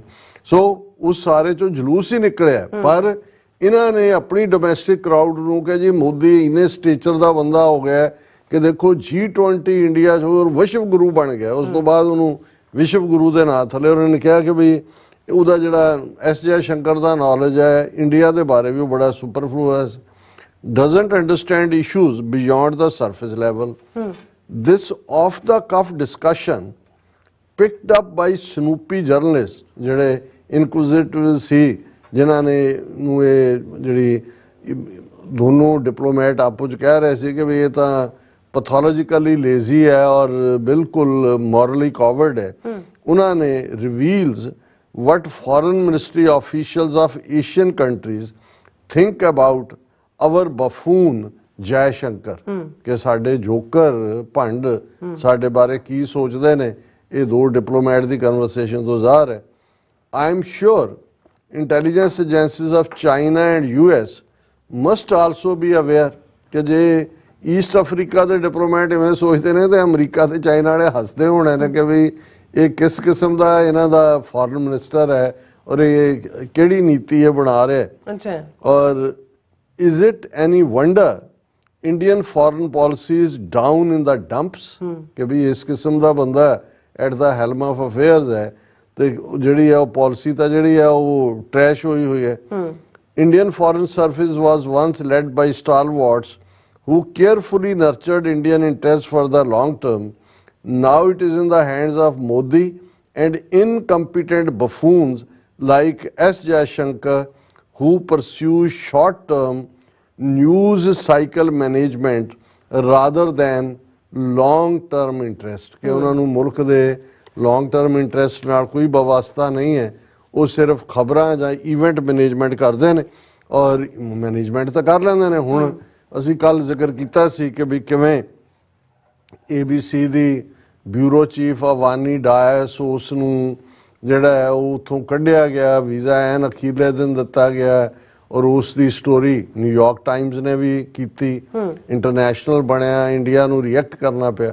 ਹੁਣ ਜਿਹੜੀ ਮੈਨੇਜਮੈਂਟ ਹੈ ਇਹਨਾਂ ਨੂੰ ਲੱਗਾ ਵੀ ਇਹ ਤਾਂ ਬਹੁਤ ਵੱਡਾ ਡੈਮੇਜ ਹੋਇਆ। ਹੁਣ ਅੱਜ ਉਹਨਾਂ ਨੇ ਵੈਦਰ ਆਸਟ੍ਰੇਲੀਅਨ ਗਵਰਨਮੈਂਟ ਨੇ ਐਸਾ ਕੁਝ ਕਿਹਾ ਜਾਂ ਇਹਨਾਂ ਨੇ ਆਪਣੀ ਡੋਮੈਸਟਿਕ ਕਰਾਊਡ ਨੂੰ ਕਿਵੇਂ ਮੈਨੇਜ ਕਰ ਰਹੇ ਨੇ। ਅੱਜ ਖਬਰ ਲਵਾਈ ਹੋਈ ਹੈ ABC journalist chose to leave India despite being granted visa Australian official ਕਿ ਜੀ ਆਸਟ੍ਰੇਲੀਆ ਦੇ ਆਫੀਸ਼ੀਅਲਸ ਨੇ ਕਿਹਾ ਨਹੀਂ ਉਹਨੂੰ ਕੋਈ ਵੀਜ਼ਾ ਡਿਨਾਈ ਨਹੀਂ ਕੀਤਾ, ਉਹ ਤਾਂ ਉਹਨੇ ਖੁਦ ਹੀ ਫੈਸਲਾ ਕੀਤਾ ਕਿ ਉਹ ਜਿਹੜੀ ਹੈ ਜਾਏਗੀ, ਉਹਨੂੰ ਵੀਜ਼ਾ ਦੇ ਦਿੱਤਾ ਗਿਆ ਸੀ। ਔਰ ਆਸਟ੍ਰੇਲੀਅਨ ਗਵਰਨਮੈਂਟ ਨੇ ਕਿਹਾ ਜੀ satisfied with Ministry of External Affairs handling of Avani Dias ਜਾਂ ਡਿਆਸ इंसिडेंट ਦੇ ਸੇ ਉਹਨਾਂ ਨੇ ਕਿਹਾ ਜੀ ਕਿ ਵੀ ਨਹੀਂ ਉਹਨੇ ਆਪਣੇ ਹੀ ਚੁਣਿਆ ਜਾਣਾ, ਅਦਰਵਾਈਜ਼ ਉਹਨੂੰ ਵੀਜ਼ਾ ਦੇ ਦਿੱਤਾ ਗਿਆ ਸੀ। ਔਰ ਆਸਟ੍ਰੇਲੀਅਨ ਗਵਰਨਮੈਂਟ ਨੇ ਕਿਹਾ ਕਿ ਜੀ ਨਹੀਂ ਅਸੀਂ ਜਿਹੜਾ ਬਿਲਕੁਲ ਸੈਟਿਸਫਾਈਡ ਹੈ। ਕਹਿਣ ਦਾ ਮਤਲਬ ਇਹ ਹੈ ਕਿ ਉਹ ਸਟੋਰੀ ਤੋਂ ਬੈਕ ਟਰੈਕ ਕਰਨ ਦੀ ਲਾਈਨ ਜਿਹੜੀ ਹੈ ਉਹ ਉਹਨਾਂ ਨੇ ਲਈ ਹੈ। ਪਰ ਹੁਣ ਇੱਕ ਪਾਸੇ ਤਾਂ ਇਹ ਕਹੀ ਜਾਣ ਭਾਵੇਂ ਕਿ ਜੀ ਅਸੀਂ ਅਮਰੀਕਾ ਨੂੰ ਤਾਂ ਪਤਾ ਹੀ ਨਹੀਂ ਹੈ ਭਾਰਤ ਬਾਰੇ, ਅਸੀਂ ਕੋਡੀਆਂ ਖੋਟਾ ਸਮਝਦੇ ਹਾਂ ਰਿਪੋਰਟ ਨੂੰ।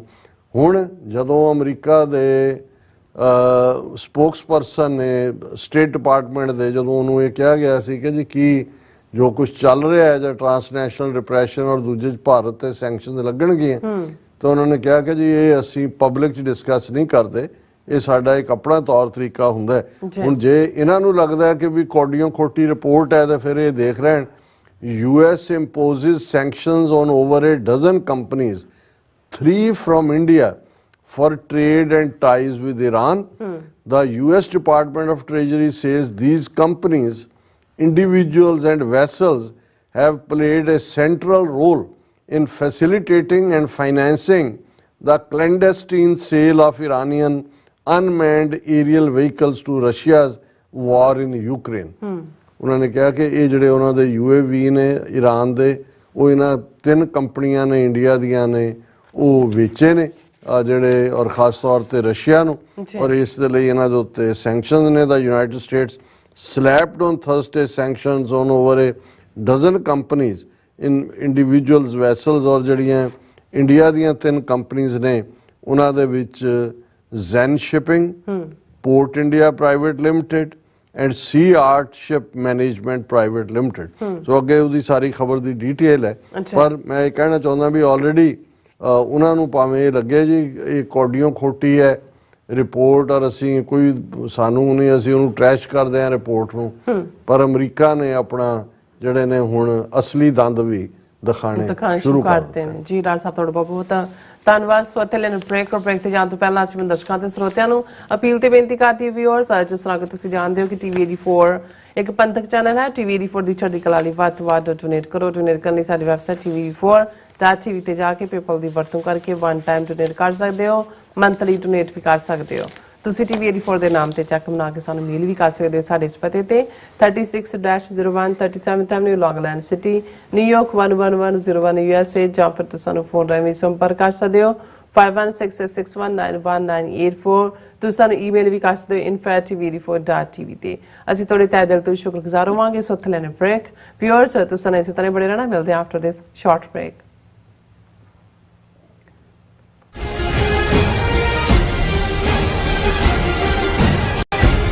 ਗੁਰੂ ਪਿਆਰੀ ਸਾਧ ਸੰਗਤ ਜੀ, ਵਾਹਿਗੁਰੂ ਜੀ ਕਾ ਖਾਲਸਾ ਵਾਹਿਗੁਰੂ ਜੀ ਕੀ ਫਤਿਹ। ਗੁਰ ਸੰਗਤ ਕੀਨੀ ਖਾਲਸਾ ਮਨ ਮੁਖੀ ਦੁਹੇਲਾ, ਵਾਹ ਵਾਹ ਗੋਬਿੰਦ ਸਿੰਘ ਆਪੇ ਗੁਰ ਚੇਲਾ।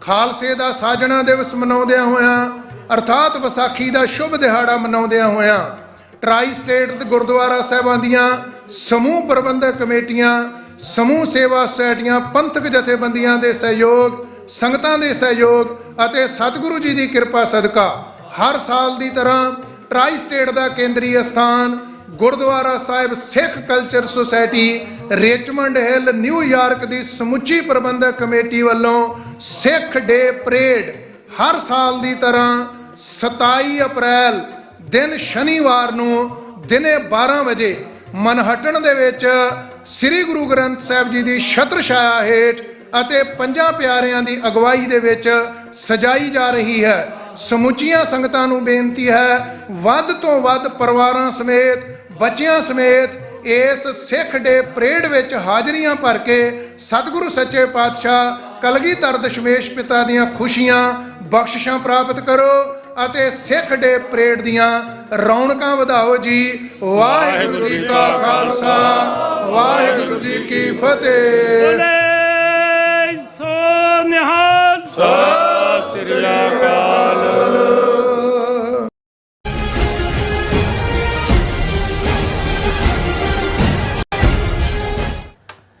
ਦਰਸ਼ਕੋ ਬ੍ਰੇਕ ਤੋਂ ਬਾਅਦ ਤੁਹਾਡਾ ਸਭ ਦਾ ਭਰਪੂਰ ਸਵਾਗਤ ਹੈ। ਸੋ ਵੀਅਰਸ ਗੱਲਬਾਤ ਕਰਨ ਜਾ ਰਹੇ ਹਾਂ ਕਿ ਮੋਦੀ ਵੱਲੋਂ ਆਪਣੀਆਂ ਚੋਣ ਸਭਾਵਾਂ ਵਿੱਚ ਮੁਸਲਮਾਨਾਂ ਪ੍ਰਤੀ ਪੁੱਜ ਕੇ ਨਫ਼ਰਤ ਭਰਿਆ ਪ੍ਰਚਾਰ ਕੀਤਾ ਜਾ ਰਿਹਾ। ਮੋਦੀ ਦੇ ਇਹਨਾਂ ਬਿਆਨਾਂ ਦੀ ਇੰਟਰਨੈਸ਼ਨਲ ਮੀਡੀਆ ਵਿੱਚ ਖੂਬ ਚਰਚਾ ਹੋ ਰਹੀ ਹੈ ਔਰ ਇੰਟਰਨੈਸ਼ਨਲ ਮੀਡੀਆ ਦਾ ਇਸ ਸੰਬੰਧੀ ਕੀ ਕਹਿਣਾ ਹੈ ਉਹ ਵਿਚਾਰ ਆਪਾਂ ਤੁਹਾਡੇ ਨਾਲ ਸਾਂਝੇ ਕਰਨ ਜਾ ਰਹੇ ਹਾਂ। ਸੋ ਅਸੀਂ ਚਾਹਾਂਗੇ ਕਿ ਤੁਸੀਂ ਇਸੇ ਤਰ੍ਹਾਂ ਬੜੇ ਰਹਿਣਾ ਦੇਖਣ ਸੁਣਨ ਲਈ ਐਂਡ ਲਿਖਣ ਲਈ ਤੁਹਾਡਾ ਸਭ ਦਾ ਬਹੁਤ ਬਹੁਤ ਧੰਨਵਾਦ ਜੀ। ਰਾਜ ਸਾਹਿਬ ਕੀ ਕਹਿਣਾ ਚਾਹੋਗੇ?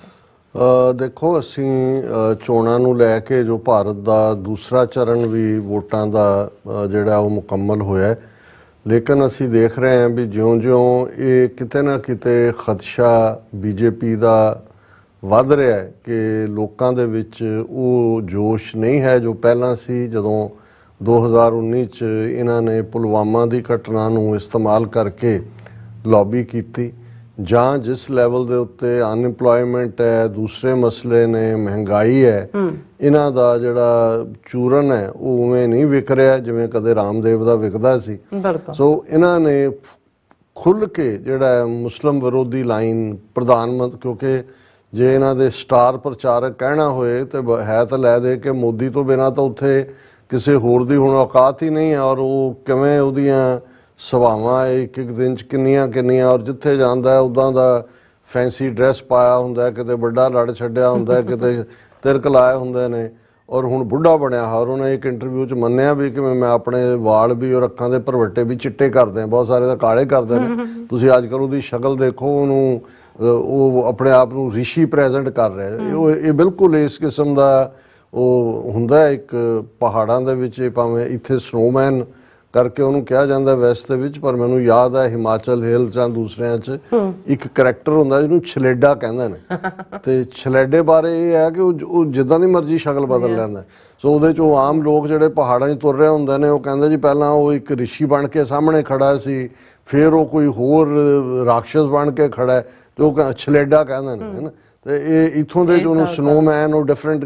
ਸੋ ਜੇ ਤੁਸੀਂ ਉਹਦੀ ਮੋਦੀ ਦੀ ਸ਼ਕਲ, ਉਹਦੇ ਬੋਲਣ ਦਾ ਅੰਦਾਜ਼, ਦੂਜਾ ਮੈਂ ਕਿਹਾ ਵੀ ਉਹ ਛਲੇਡਾ ਤਾਂ ਪਤਾ ਨਹੀਂ ਘੁੰਮਦਾ ਕਿ ਨਹੀਂ, ਆਹ ਛਲੇਡਾ ਸਾਹਮਣੇ ਘੁੰਮ ਰਿਹਾ।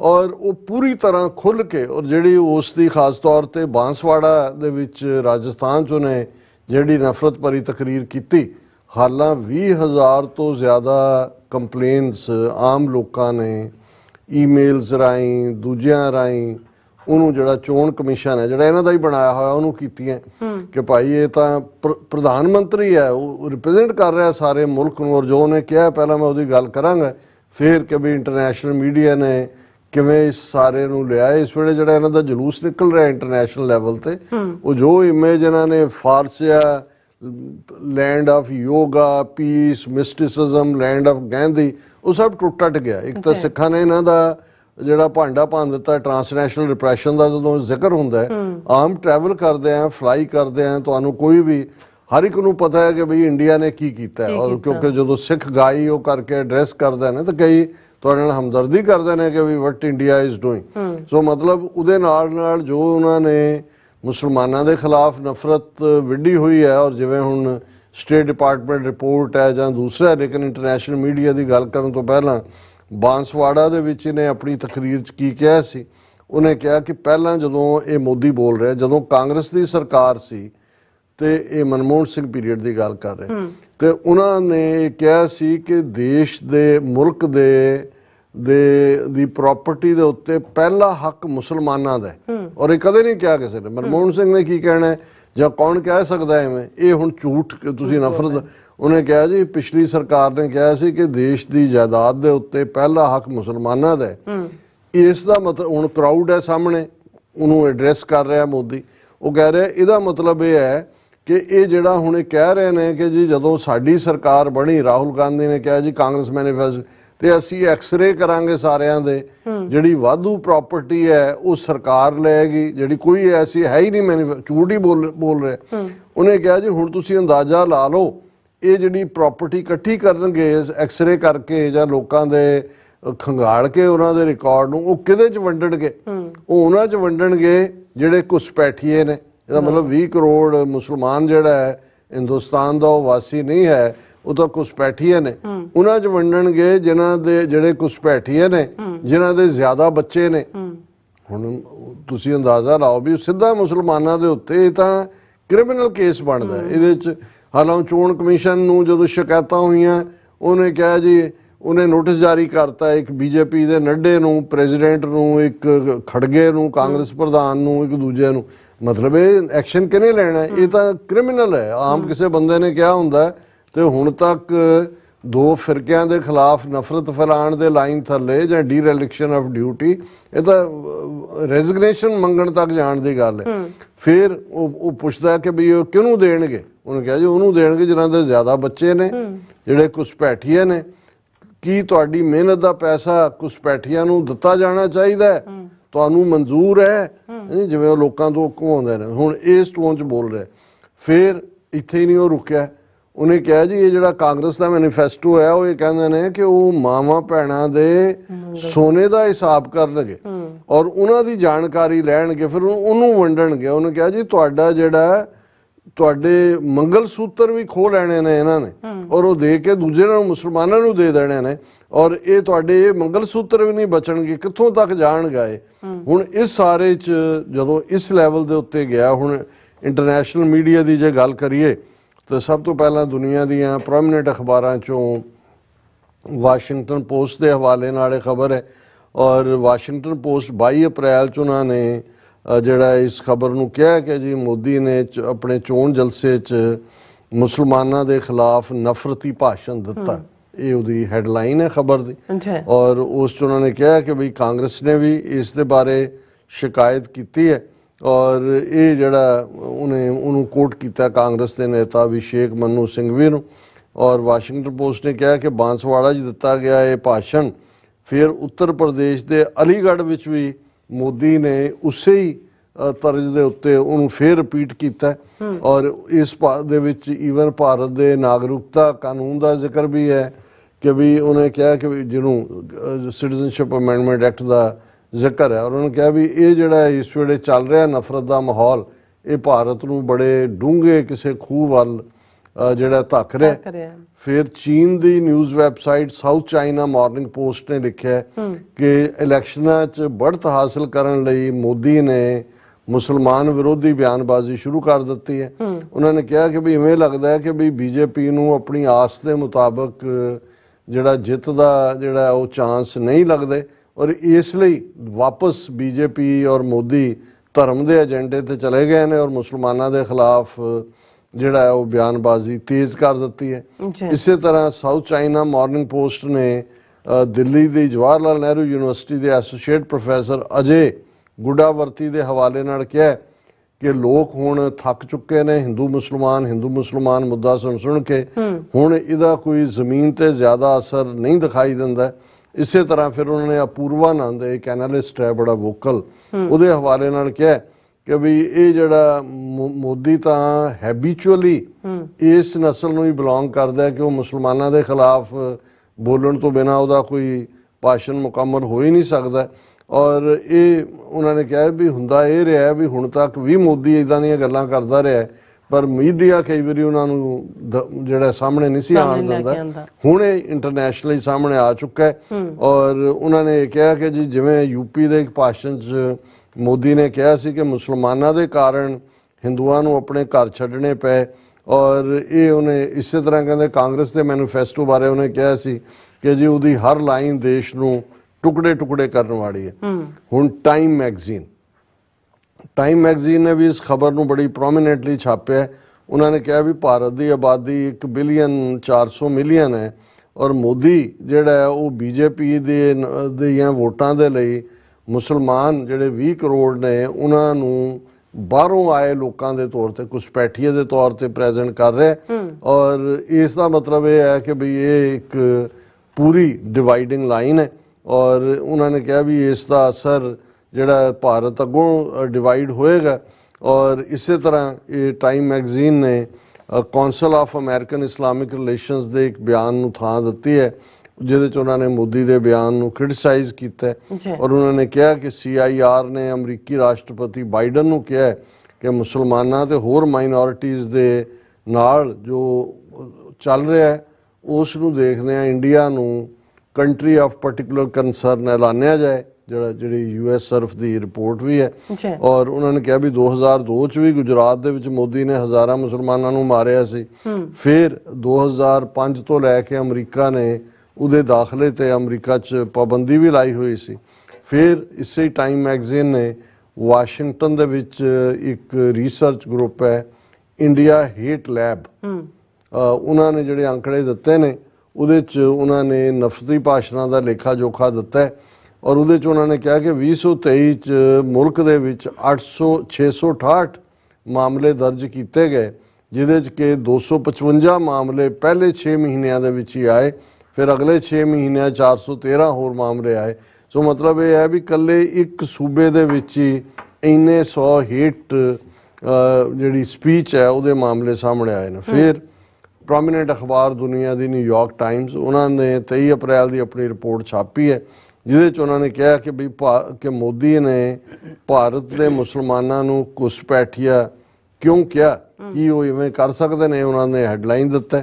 ਔਰ ਉਹਨਾਂ ਨੇ ਕਿਹਾ ਕਿ ਵੀ ਇਸ ਲੈਵਲ ਦੇ ਉੱਤੇ ਜਦੋਂ ਕਿ ਅੱਜ ਮੋਦੀ ਆਰਥਿਕ ਜਾਂ ਕੂਟਨੀਤਿਕ ਲੈਵਲ ਦੇ ਉੱਤੇ ਦੇਸ਼ ਦੇ ਵਿਕਾਸ ਨੂੰ ਲੈ ਕੇ ਇੱਕ ਪਾਸੇ ਆਪਣੇ ਆਪ ਨੂੰ ਵਰਲਡ ਲੀਡਰ ਦੇ ਤੌਰ ਤੇ ਪ੍ਰੈਜ਼ੈਂਟ ਕਰ ਰਿਹਾ ਸੀ, ਪਰ ਇਸ ਵੇਲੇ ਉਹ ਆਪਣੇ ਆਪ ਨੂੰ ਇੱਕ ਡਿਵਾਈਸਿਵ ਏਜੰਡੇ ਦੇ ਨੂੰ ਅੱਗੇ ਤੋਰਨ ਵਾਲਾ ਬਣ ਗਿਆ। ਔਰ ਇਸ ਦੇ ਉੱਤੇ ਐਕਚੁਅਲੀ ਟਾਈਮ ਮੈਗਜ਼ੀਨ ਨੇ ਪਿਛਲੇ ਸਾਲ ਦੇ ਕਵਰ ਪੇਜ ਦੇ ਉੱਤੇ ਮੋਦੀ ਦੀ ਫੋਟੋ ਲਾ ਕੇ ਕਿਹਾ ਸੀ ਡਿਵਾਈਸਿਵ ਇਨ ਚੀਫ, ਨਾ ਕਮਾਂਡਰ ਇਨ ਚੀਫ, ਕਿ ਬਈ ਇਹ ਡਿਵਾਈਸਿਵ ਇਨ ਚੀਫ ਹੈ। ਉਹਨਾਂ ਨੇ ਕਿਹਾ ਵੀ ਹੁਣ ਤੱਕ ਜਿਨ੍ਹਾਂ ਮਾਮਲਿਆਂ ਦੇ ਉੱਤੇ ਮੋਦੀ ਚੁੱਪ ਸੀ, ਜਿਹਦੇ 'ਚ ਕੱਟੜਪੰਥ ਸੋਚ ਵਾਲੇ ਦੇ ਮਾਮਲੇ ਸੀ, ਹੁਣ ਉਹ ਖੁੱਲ੍ਹ ਕੇ ਨਸਲੀ ਤੇ ਨਫ਼ਰਤੀ ਸ਼ਬਦਾਂ ਦਾ ਇਸਤੇਮਾਲ ਕਰ ਰਿਹਾ। ਉਹਨਾਂ ਨੇ ਕਿਹਾ ਵੀ ਇਹ ਠੀਕ ਨਹੀਂ ਹੈ, ਇਹ ਮੁਸਲਮਾਨਾਂ ਨੂੰ ਘੁਸਪੈਠੀਏ ਕਹਿਣਾ ਜਾਂ ਜ਼ਿਆਦਾ ਬੱਚੇ ਜੰਮਣ ਵਾਲੇ ਕਹਿਣਾ, ਇਹ ਜਿਹੜੀ ਉਹਦੀ ਮੋਦੀ ਦੀ ਸਪੀਚ ਹੈ ਵੱਡੇ ਵਿਵਾਦ ਦਾ ਕਾਰਨ ਬਣ ਗਈ। ਔਰ ਇਸੇ ਤਰ੍ਹਾਂ institute of piece south Asia ਦੇ ਡੈਨੀਅਲ ਮਾਰਕੇ ਨੇ ਕਿਹਾ ਕਿ ਵੀ ਭਾਵੇਂ ਮੋਦੀ ਇੱਕ ਲੰਬਾ ਐਕਸਪੀਰੀਅੰਸ ਰੱਖਣ ਵਾਲਾ ਮੰਜਿਆ ਲੀਡਰ ਹੈ, ਪਰ ਉਹਨੂੰ ਇਸ ਗੱਲ ਦਾ ਯਕੀਨ ਹੈ ਕਿ ਵੀ ਹੁਣ ਉਹ ਬਚ ਨਹੀਂ ਸਕੇਗਾ, ਇਸ ਲਈ ਉਹ ਹੁਣ ਇਸ ਕਿਸਮ ਦੀਆਂ ਟਿੱਪਣੀਆਂ ਦੇ ਉੱਤੇ ਉਤਰ ਆਇਆ। ਉਹਨਾਂ ਨੇ ਕਿਹਾ ਕਿ ਵੀ ਇਹ ਜੇ ਅਮਰੀਕਾ, ਮੋਦੀ ਸ਼ਾਇਦ ਇਹ ਸਮਝਦਾ ਹੈ ਕਿ ਜੇ ਅਮਰੀਕਾ ਜਾਂ ਦੂਜਾ ਇਹਨੂੰ ਕ੍ਰਿਟਿਸਾਈਜ਼ ਕਰਨਗੇ ਤੇ ਇਸ ਦੇ ਨਾਲ ਸਗੋਂ ਮੋਦੀ ਦੀ ਪਪੂਲੈਰਿਟੀ ਹੋਰ ਵਧੇਗੀ ਔਰ ਉਹਨੂੰ ਹੋਰ ਵੋਟਾਂ ਮਿਲਣਗੀਆਂ।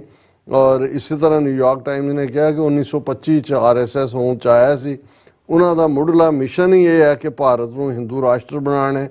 ਔਰ ਪੋਲੀਟਿਕਸ ਚ ਆਉਣ ਤੋਂ ਪਹਿਲਾਂ ਮੋਦੀ ਕਈ ਦਹਾਕੇ RSS ਦਾ ਹੀ ਪ੍ਰਚਾਰਕ ਰਿਹਾ, ਔਰ ਇਸ ਨੂੰ ਲੈ ਕੇ ਉਹਨਾਂ ਨੇ ਕਿਹਾ ਕਿ ਵੀ ਮੁਲਕ ਜਦੋਂ ਵੰਡਿਆ ਗਿਆ ਤੇ ਆਰਐਸਐਸ ਦੇ ਉੱਤੇ ਪਾਬੰਦੀਆਂ ਵੀ ਲੱਗਦੀਆਂ ਰਹੀਆਂ ਔਰ ਇਸੇ ਤਰ੍ਹਾਂ ਜਿਹੜਾ ਦੁਨੀਆ ਦੀ ਇੱਕ ਪ੍ਰੋਮੀਨੈਂਟ ਪਬਲਿਕੇਸ਼ਨ ਟੀਵੀ ਚੈਨਲ ਵੀ ਔਰ ਪ੍ਰਿੰਟ 'ਚ ਵੀ ਅਲ ਜਜ਼ੀਰਾ ਉਹਨਾਂ ਨੇ 22 ਅਪ੍ਰੈਲ ਦੇ ਆਪਣੇ ਲੇਖ ਦੇ ਵਿੱਚ ਡਿਟੇਲ 'ਚ ਕਿਹਾ ਕਿ ਵੀ ਇਹ ਮੋਦੀ ਦਾ ਜਿਹੜਾ ਭਾਸ਼ਣ ਹੈ ਮੁਸਲਮਾਨਾਂ ਦੇ ਖਿਲਾਫ ਪੂਰੀ ਤਰ੍ਹਾਂ ਜਿਹੜਾ ਉਹ ਨਫ਼ਰਤ ਫੈਲਾਉਣ ਵਾਲਾ ਹੈ ਔਰ ਉਹਨਾਂ ਨੇ ਚੋਣ ਆਯੋਗ ਨੂੰ ਵੀ 2 ਸ਼ਿਕਾਇਤਾਂ ਕੀਤੀਆਂ ਗਈਆਂ ਨੇ ਮੋਦੀ ਦੀ ਗ੍ਰਿਫਤਾਰੀ ਦੀ ਮੰਗ ਕੀਤੀ ਗਈ ਹੈ ਔਰ ਇਸੇ ਹੀ ਪਬਲਿਕ ਅਲ ਜਜ਼ੀਰਾ ਦੇ ਵਿੱਚ ਹੀ ਅਸੀਮ ਅਲੀ ਜਿਹੜੇ ਐਨਾਲਿਸਟ ਨੇ ਉਹਨਾਂ ਨੇ ਕਿਹਾ ਕਿ ਜਿਹੜੀ ਇਹ ਮੋਦੀ ਦੀ ਟਿੱਪਣੀ ਹੈ ਇਹ ਜੇ ਪਿਛਲੇ 77 ਸਾਲਾਂ 'ਚ ਭਾਰਤ ਦੇ ਪ੍ਰਧਾਨ ਮੰਤਰੀਆਂ ਦਾ ਲੇਖਾ ਜੋਖਾ ਕੀਤਾ ਜਾਏ ਤੇ ਕਿਸੇ ਵੀ ਪ੍ਰਧਾਨ ਮੰਤਰੀ ਨੇ ਕਦੇ ਆਪਣੇ ਮੁਲਕ ਦੇ ਅਲਪ ਸੰਖਿਅਕਾਂ ਜਾਂ ਮਾਈਨੋਰਟੀਜ਼ ਦੇ ਖਿਲਾਫ ਵੀ ਇਸ ਤਰ੍ਹਾਂ ਦੀ ਤੇਜ਼ਾਬੀ ਜ਼ਹਿਰੀਲੀ ਟਿੱਪਣੀ ਨਹੀਂ ਕੀਤੀ। ਉਹਨਾਂ ਨੇ ਕਿਹਾ ਕਿ ਬਈ ਇਹ ਜਿਹੜਾ ਇਸ ਕਿਸਮ ਦੀ ਬਿਆਨਬਾਜ਼ੀ ਨਾਲ ਬੜੀ ਹੀਟ ਜਨਰੇਟ ਹੋਈ ਹੈ ਚੁਣਾਵੀ ਮਾਹੌਲ 'ਚ ਔਰ ਇਸੇ ਤਰ੍ਹਾਂ ਮਸਰੂਰ ਖਾਨ ਇੱਕ ਹੋਰ ਐਨਾਲਿਸਟ ਨੇ ਉਹਨਾਂ ਨੇ ਕਿਹਾ ਕਿ ਬਈ ਭਾਵੇਂ ਉਹ ਮੋਦੀ ਕਹਿ ਸਕਦਾ ਹੈ ਕਿ ਉਹਦਾ ਨਿਸ਼ਾਨਾ ਕਾਂਗਰਸ ਤੇ ਸੀ ਲੇਕਿਨ ਇਸ ਸਾਰੇ ਦਾ ਨਤੀਜਾ ਇਹ ਹੈ ਕਿ ਮੁਸਲਮਾਨ ਬਿਲਕੁਲ ਵਲਨਰੇਬਲ ਨੇ ਉਹਨਾਂ ਦੇ ਖਿਲਾਫ ਨਫ਼ਰਤ ਇਸ ਲੈਵਲ ਤੇ ਫੈਲਾਈ ਜਾ ਰਹੀ ਹੈ ਕਿ ਬਈ ਇਹਦਾ ਇੱਕ ਕਾਰਨ ਹੈ ਕਿ ਹਜ਼ਾਰਾਂ ਲੋਕਾਂ ਨੇ ਈਵਨ ਇਸ ਦੇ ਖਿਲਾਫ ਸ਼ਿਕਾਇਤ ਵੀ ਕੀਤੀ ਹੈ ਔਰ ਇਸ ਨੂੰ ਹੀ ਫਿਰ ਬੀਜੇਪੀ ਨੇ ਆਪਣੇ ਤੌਰ ਤੇ ਉਹਨੂੰ ਜਸਟੀਫਾਈ ਕੀਤਾ ਔਰ ਇੱਕ ਮੁਸਲਮਾਨ ਆਗੂ ਜਿਹੜਾ ਬੀਜੇਪੀ ਦਾ ਹਿੱਸਾ ਸੀ ਯੂਪੀ ਦਾ ਵੱਡਾ ਲੀਡਰ ਉਹਨੇ ਇਹ ਕਿਹਾ ਕਿ ਜੀ ਮੋਦੀ ਦੇ ਇਸ ਭਾਸ਼ਣ ਨਾਲ ਅਸੀਂ ਸਹਿਮਤ ਨਹੀਂ ਹੈ ਤੇ ਉਹਨੂੰ ਪਾਰਟੀ ਚੋਂ ਚਲਦਾ ਵੀ ਕਰ ਦਿੱਤਾ ਗਿਆ ਤੇ ਅਖੀਰ ਚ ਇੰਟਰਨੈਸ਼ਨਲ ਮੀਡੀਆ ਦੇ ਟਰਕੀ ਦਾ ਜਿਹੜਾ ਇੱਕ ਵੱਡਾ ਚੈਨਲ ਹੈ TRT ਵਰਲਡ ਉਹਨਾਂ ਨੇ ਹੈਡਲਾਈਨ ਦਿੱਤੀ ਹੈ ਕਿ ਵੋਟਾਂ ਦੀ ਤਲਾਸ਼ ਦੇ ਵਿੱਚ ਮੋਦੀ ਨੇ ਮੁਸਲਮਾਨਾਂ ਨੂੰ ਘੁਸਪੈਠੀਏ ਕਿਹਾ ਜਿਸ ਤੋਂ ਬਾਅਦ ਨਫ਼ਰਤ ਦੀ ਅੱਗ ਤੇਜ਼ੀ ਨਾਲ ਫੈਲ ਰਹੀ ਹੈ ਔਰ ਉਹਨਾਂ ਨੇ ਕਿਹਾ ਕਿ ਵੀ ਇਹ ਮੋਦੀ ਦੀ ਜਿਹੜੀ ਲਾਈਨ ਹੈ ਇਹ ਮਾਈਨੋਰਟੀ ਮੁਸਲਮਾਨਾਂ ਨੂੰ ਨਿਸ਼ਾਨਾ ਬਣਾਉਣ ਦੀ ਹੈ ਔਰ ਇਸ ਦੇ ਨਾਲ ਹੋਰ ਵੀ ਨਫ਼ਰਤੀ ਮਾਹੌਲ ਫੈਲੇਗਾ ਔਰ ਇਸੇ ਨੂੰ ਹੀ ਅੱਗੋਂ ਉਹਨਾਂ ਨੇ ਹੋਰ ਵੀ ਉਹਦੀ ਡਿਟੇਲ ਦਿੱਤੀ ਹੈ ਪਰ ਮੈਂ ਘੜੀ ਵੱਲ ਦੇਖ ਰਿਹਾ ਸੋ ਅਸੀਂ ਸਮਝਦੇ ਹਾਂ ਕਿ ਵੀ ਇਹ ਜਿਹੜਾ ਹੁਣ ਤੱਕ ਵਿਸ਼ਵ ਗੁਰੂ ਔਰ ਸ਼ਾਂਤੀ ਔਰ ਇੱਥੇ ਨਿਊਯਾਰਕ UN ਦੇ ਬਾਹਰ ਆ ਕੇ ਵੀ ਯੋਗਾ ਤੇ ਪੀਸ ਔਰ ਭਾਰਤ ਦਾ ਜਿਹੜਾ ਉਹ ਸਾਰੇ ਸੰਸਾਰ ਨੂੰ ਸਾਡਾ ਹਿੰਦੂਤਵਾ ਅਸੀਂ ਇੱਕ ਕੁਟੰਬ ਮੰਨਦੇ ਹਾਂ ਉਹ ਜਿੰਨੇ ਫਰਾਡ ਜਾਂ ਦੂਜੇ ਸੀ ਉਹ ਸਾਰੇ ਇਸ ਵੇਲੇ ਇਹਨਾਂ ਦੇ ਜਗਜ਼ਾਰ ਹੋ ਜੀ ਰਾਸਾ ਤੁਹਾਡਾ ਬਹੁਤ ਧੰਨਵਾਦ ਸਤਲੈਨ ਬ੍ਰੇਕ ਫਿਊਅਰਸ ਤੁਸੀਂ ਇਸੇ ਤਰ੍ਹਾਂ ਬਣੇ ਰਹਿਣਾ ਮਿਲਦੇ ਹਾਂ ਛੋਟੇ ਜਿਹੇ ਬ੍ਰੇਕ ਤੋਂ ਬਾਅਦ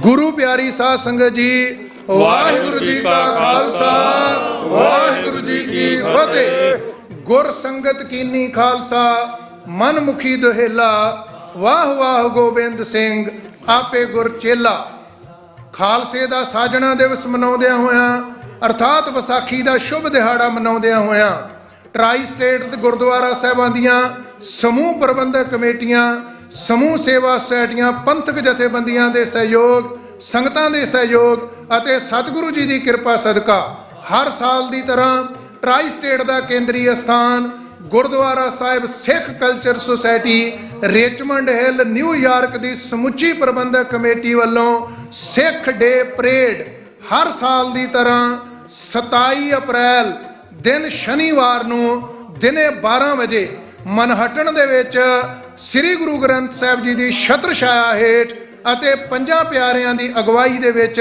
ਸਜਾਈ ਜਾ ਰਹੀ ਹੈ। ਸਮੁੱਚੀਆਂ ਸੰਗਤਾਂ ਨੂੰ ਬੇਨਤੀ ਹੈ ਵੱਧ ਤੋਂ ਵੱਧ ਪਰਿਵਾਰਾਂ ਸਮੇਤ ਬੱਚਿਆਂ ਸਮੇਤ ਇਸ ਸਿੱਖ ਡੇ ਪਰੇਡ ਵਿੱਚ ਹਾਜ਼ਰੀਆਂ ਭਰ ਕੇ ਸਤਿਗੁਰੂ ਸੱਚੇ ਪਾਤਸ਼ਾਹ ਕਲਗੀਧਰ ਦਸ਼ਮੇਸ਼ ਪਿਤਾ ਦੀਆਂ ਖੁਸ਼ੀਆਂ ਬਖਸ਼ਿਸ਼ਾਂ ਪ੍ਰਾਪਤ ਕਰੋ ਅਤੇ ਸਿੱਖ ਡੇ ਪਰੇਡ ਦੀਆਂ ਰੌਣਕਾਂ ਵਧਾਓ ਜੀ। ਵਾਹਿਗੁਰੂ ਜੀ ਕਾ ਖਾਲਸਾ ਵਾਹਿਗੁਰੂ ਜੀ ਕੀ ਫਤਿਹ। ਸੋ ਨਿਹਾਲ ਸਤਿ ਸ੍ਰੀ ਅਕਾਲ।